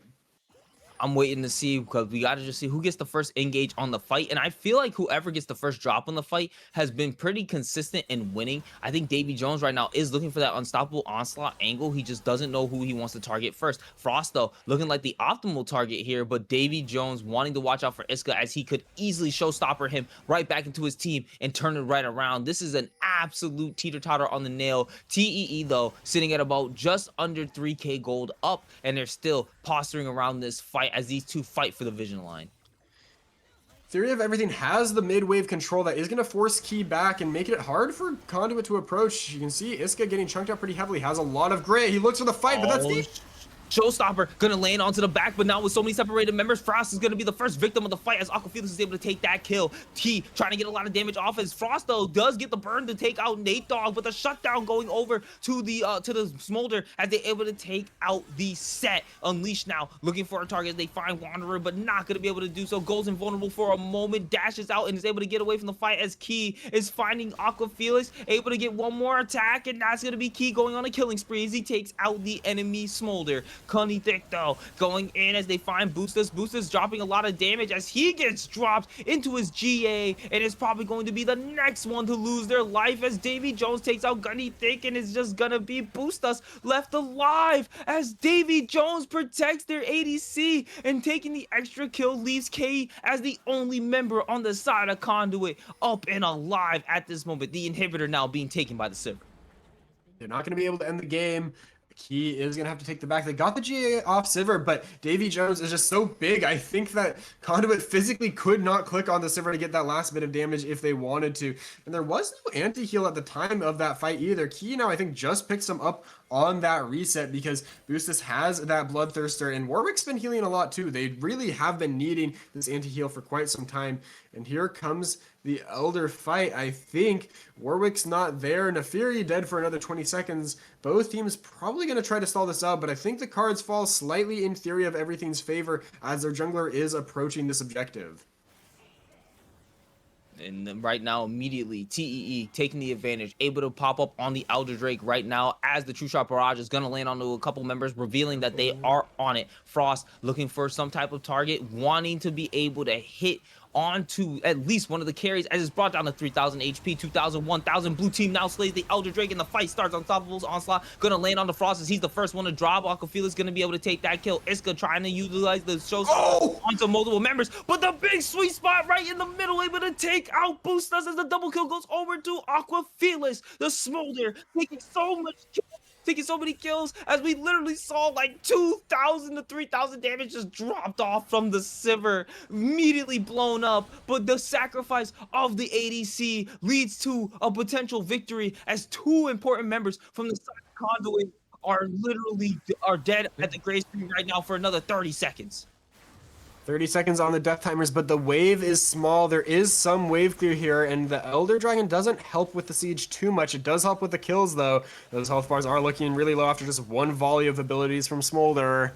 Smolder basically having to double execute. That execute range is so damn high when it's a quarter of your HP. What can you do but stare at the destruction of your Nexus? Key trying to make something work, trying to take out that one last kill, pad the stat line, but it's not gonna be enough.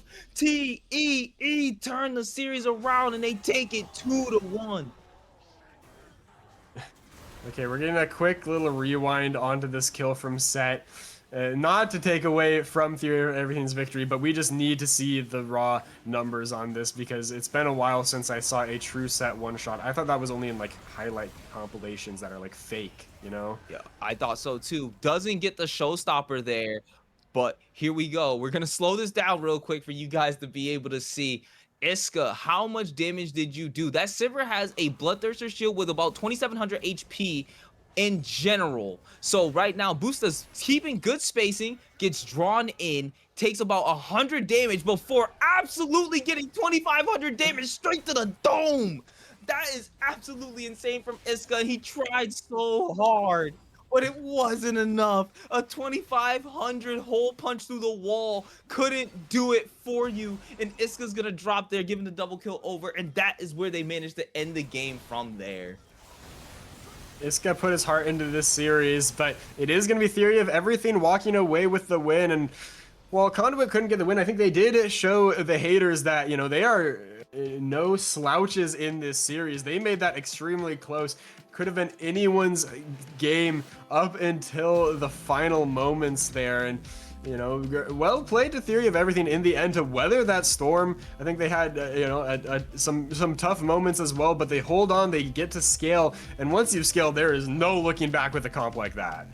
If honestly, the only thing I could say that I'm disappointed about this game is that there was no Jhin played and it ended at 44 minutes and 44 seconds. But aside from that, we had an absolutely great performance from both teams, giving us an absolutely insane and competitive game. And I love it when we get to see League of Legends like this, where both teams are constantly scrapping back and forth. There's clearly some, like, you know, these very standout players like Iska, like Boostus, like Aquafilas, and honestly Key on multiple times doing a lot of this damage. But then we also have to say the silent heroes, like for example Wanderer, getting some really decent shields and being able to keep people alive a little bit longer, even with the Serpent's Fang on the Fury, or Davy Jones, who was kind of silent off in the background, but some of the unstoppable onslaughts that they were getting onto Frost, onto Key, absolutely allowing the team fight to go in their favor, blowing up the squishy damage dealer members before it was actually or before they were actually actually able to do any kind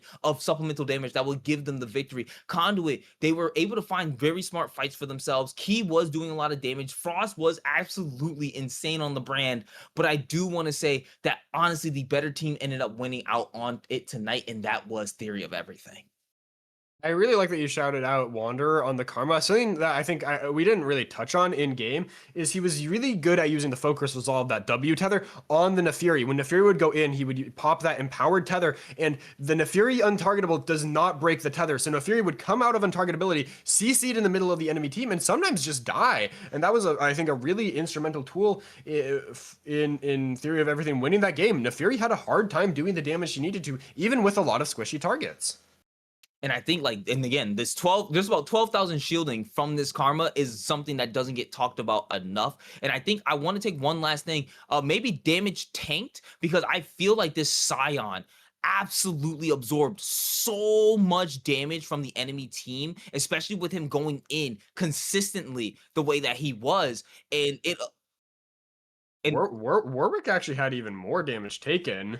But the self-mitigated damage, now that's what I was looking for. And you see how much damage was absorbed by this Scion. You can't, and I think that's what they were expecting. Davy Jones clearly has a very good way of playing tanks up in the top side. They don't need him to win. They just need him to be a stabilized laner who can at least combat a little bit in that side lane. And when the team fights come, he showed up. And that was absolutely necessary for the side of TE to be able to bring this victory for themselves tonight. Honestly, I don't have much else to say about these games. I'm very, very impressed for this insane 3-game series that we got to watch tonight. Is there anything that you want to be able to say tonight for the rest of the people out there feeding potatoes? Not much else. I mean, this was a banger. I was very impressed with both teams. I thought they played really well and gave us a lot of exciting moments, nonstop fighting left and right. Hard to keep up, hard to keep track, but it is, at the end of the day, GG's to Theory of Everything. And GG's, not only the Theory of Everything, but GG's to the chat here enjoying the games with us. GG's to the to Conduit being able to show that they can definitely bring a very tight 3-game series to a top tier, or to what's considered one of the top, supposed to be one of the top teams, I believe, in this division. And they are going to continue to try to rise up and make sure that they continue to show that stuff, that they are still a top team for the side of Theory of Everything. I also want to give a very big shout out to you, Freedom Potatoes, and to Sharagon being on the production tonight, being able to also cast and produce these absolutely insane games. And I'm really hoping that some people got their highlight reels tonight, that they got some really cool clip moments, because these were some fun ass games to watch. And I can't wait to see potentially these teams again later on in the series. Maybe they'll meet again in playoffs, who knows? But both of these teams definitely got a little bit of a chip on their shoulders for one another, and they're definitely going to be wanting to eke out those wins. So once again, guys, this has been Titan Esports Conqueror League. Thank you for joining us tonight. I know it went pretty late. It is 11:11 on the East Coast. So if you know what that means, make a wish for absolutely insane series to be held for the rest of the week, for the rest of the season. I have been Malco. This has been Freedom Potato. Sharagon, once again, thank you for being on the production. I will be seeing you guys. We will be seeing you guys next week on Wednesday. Peace out.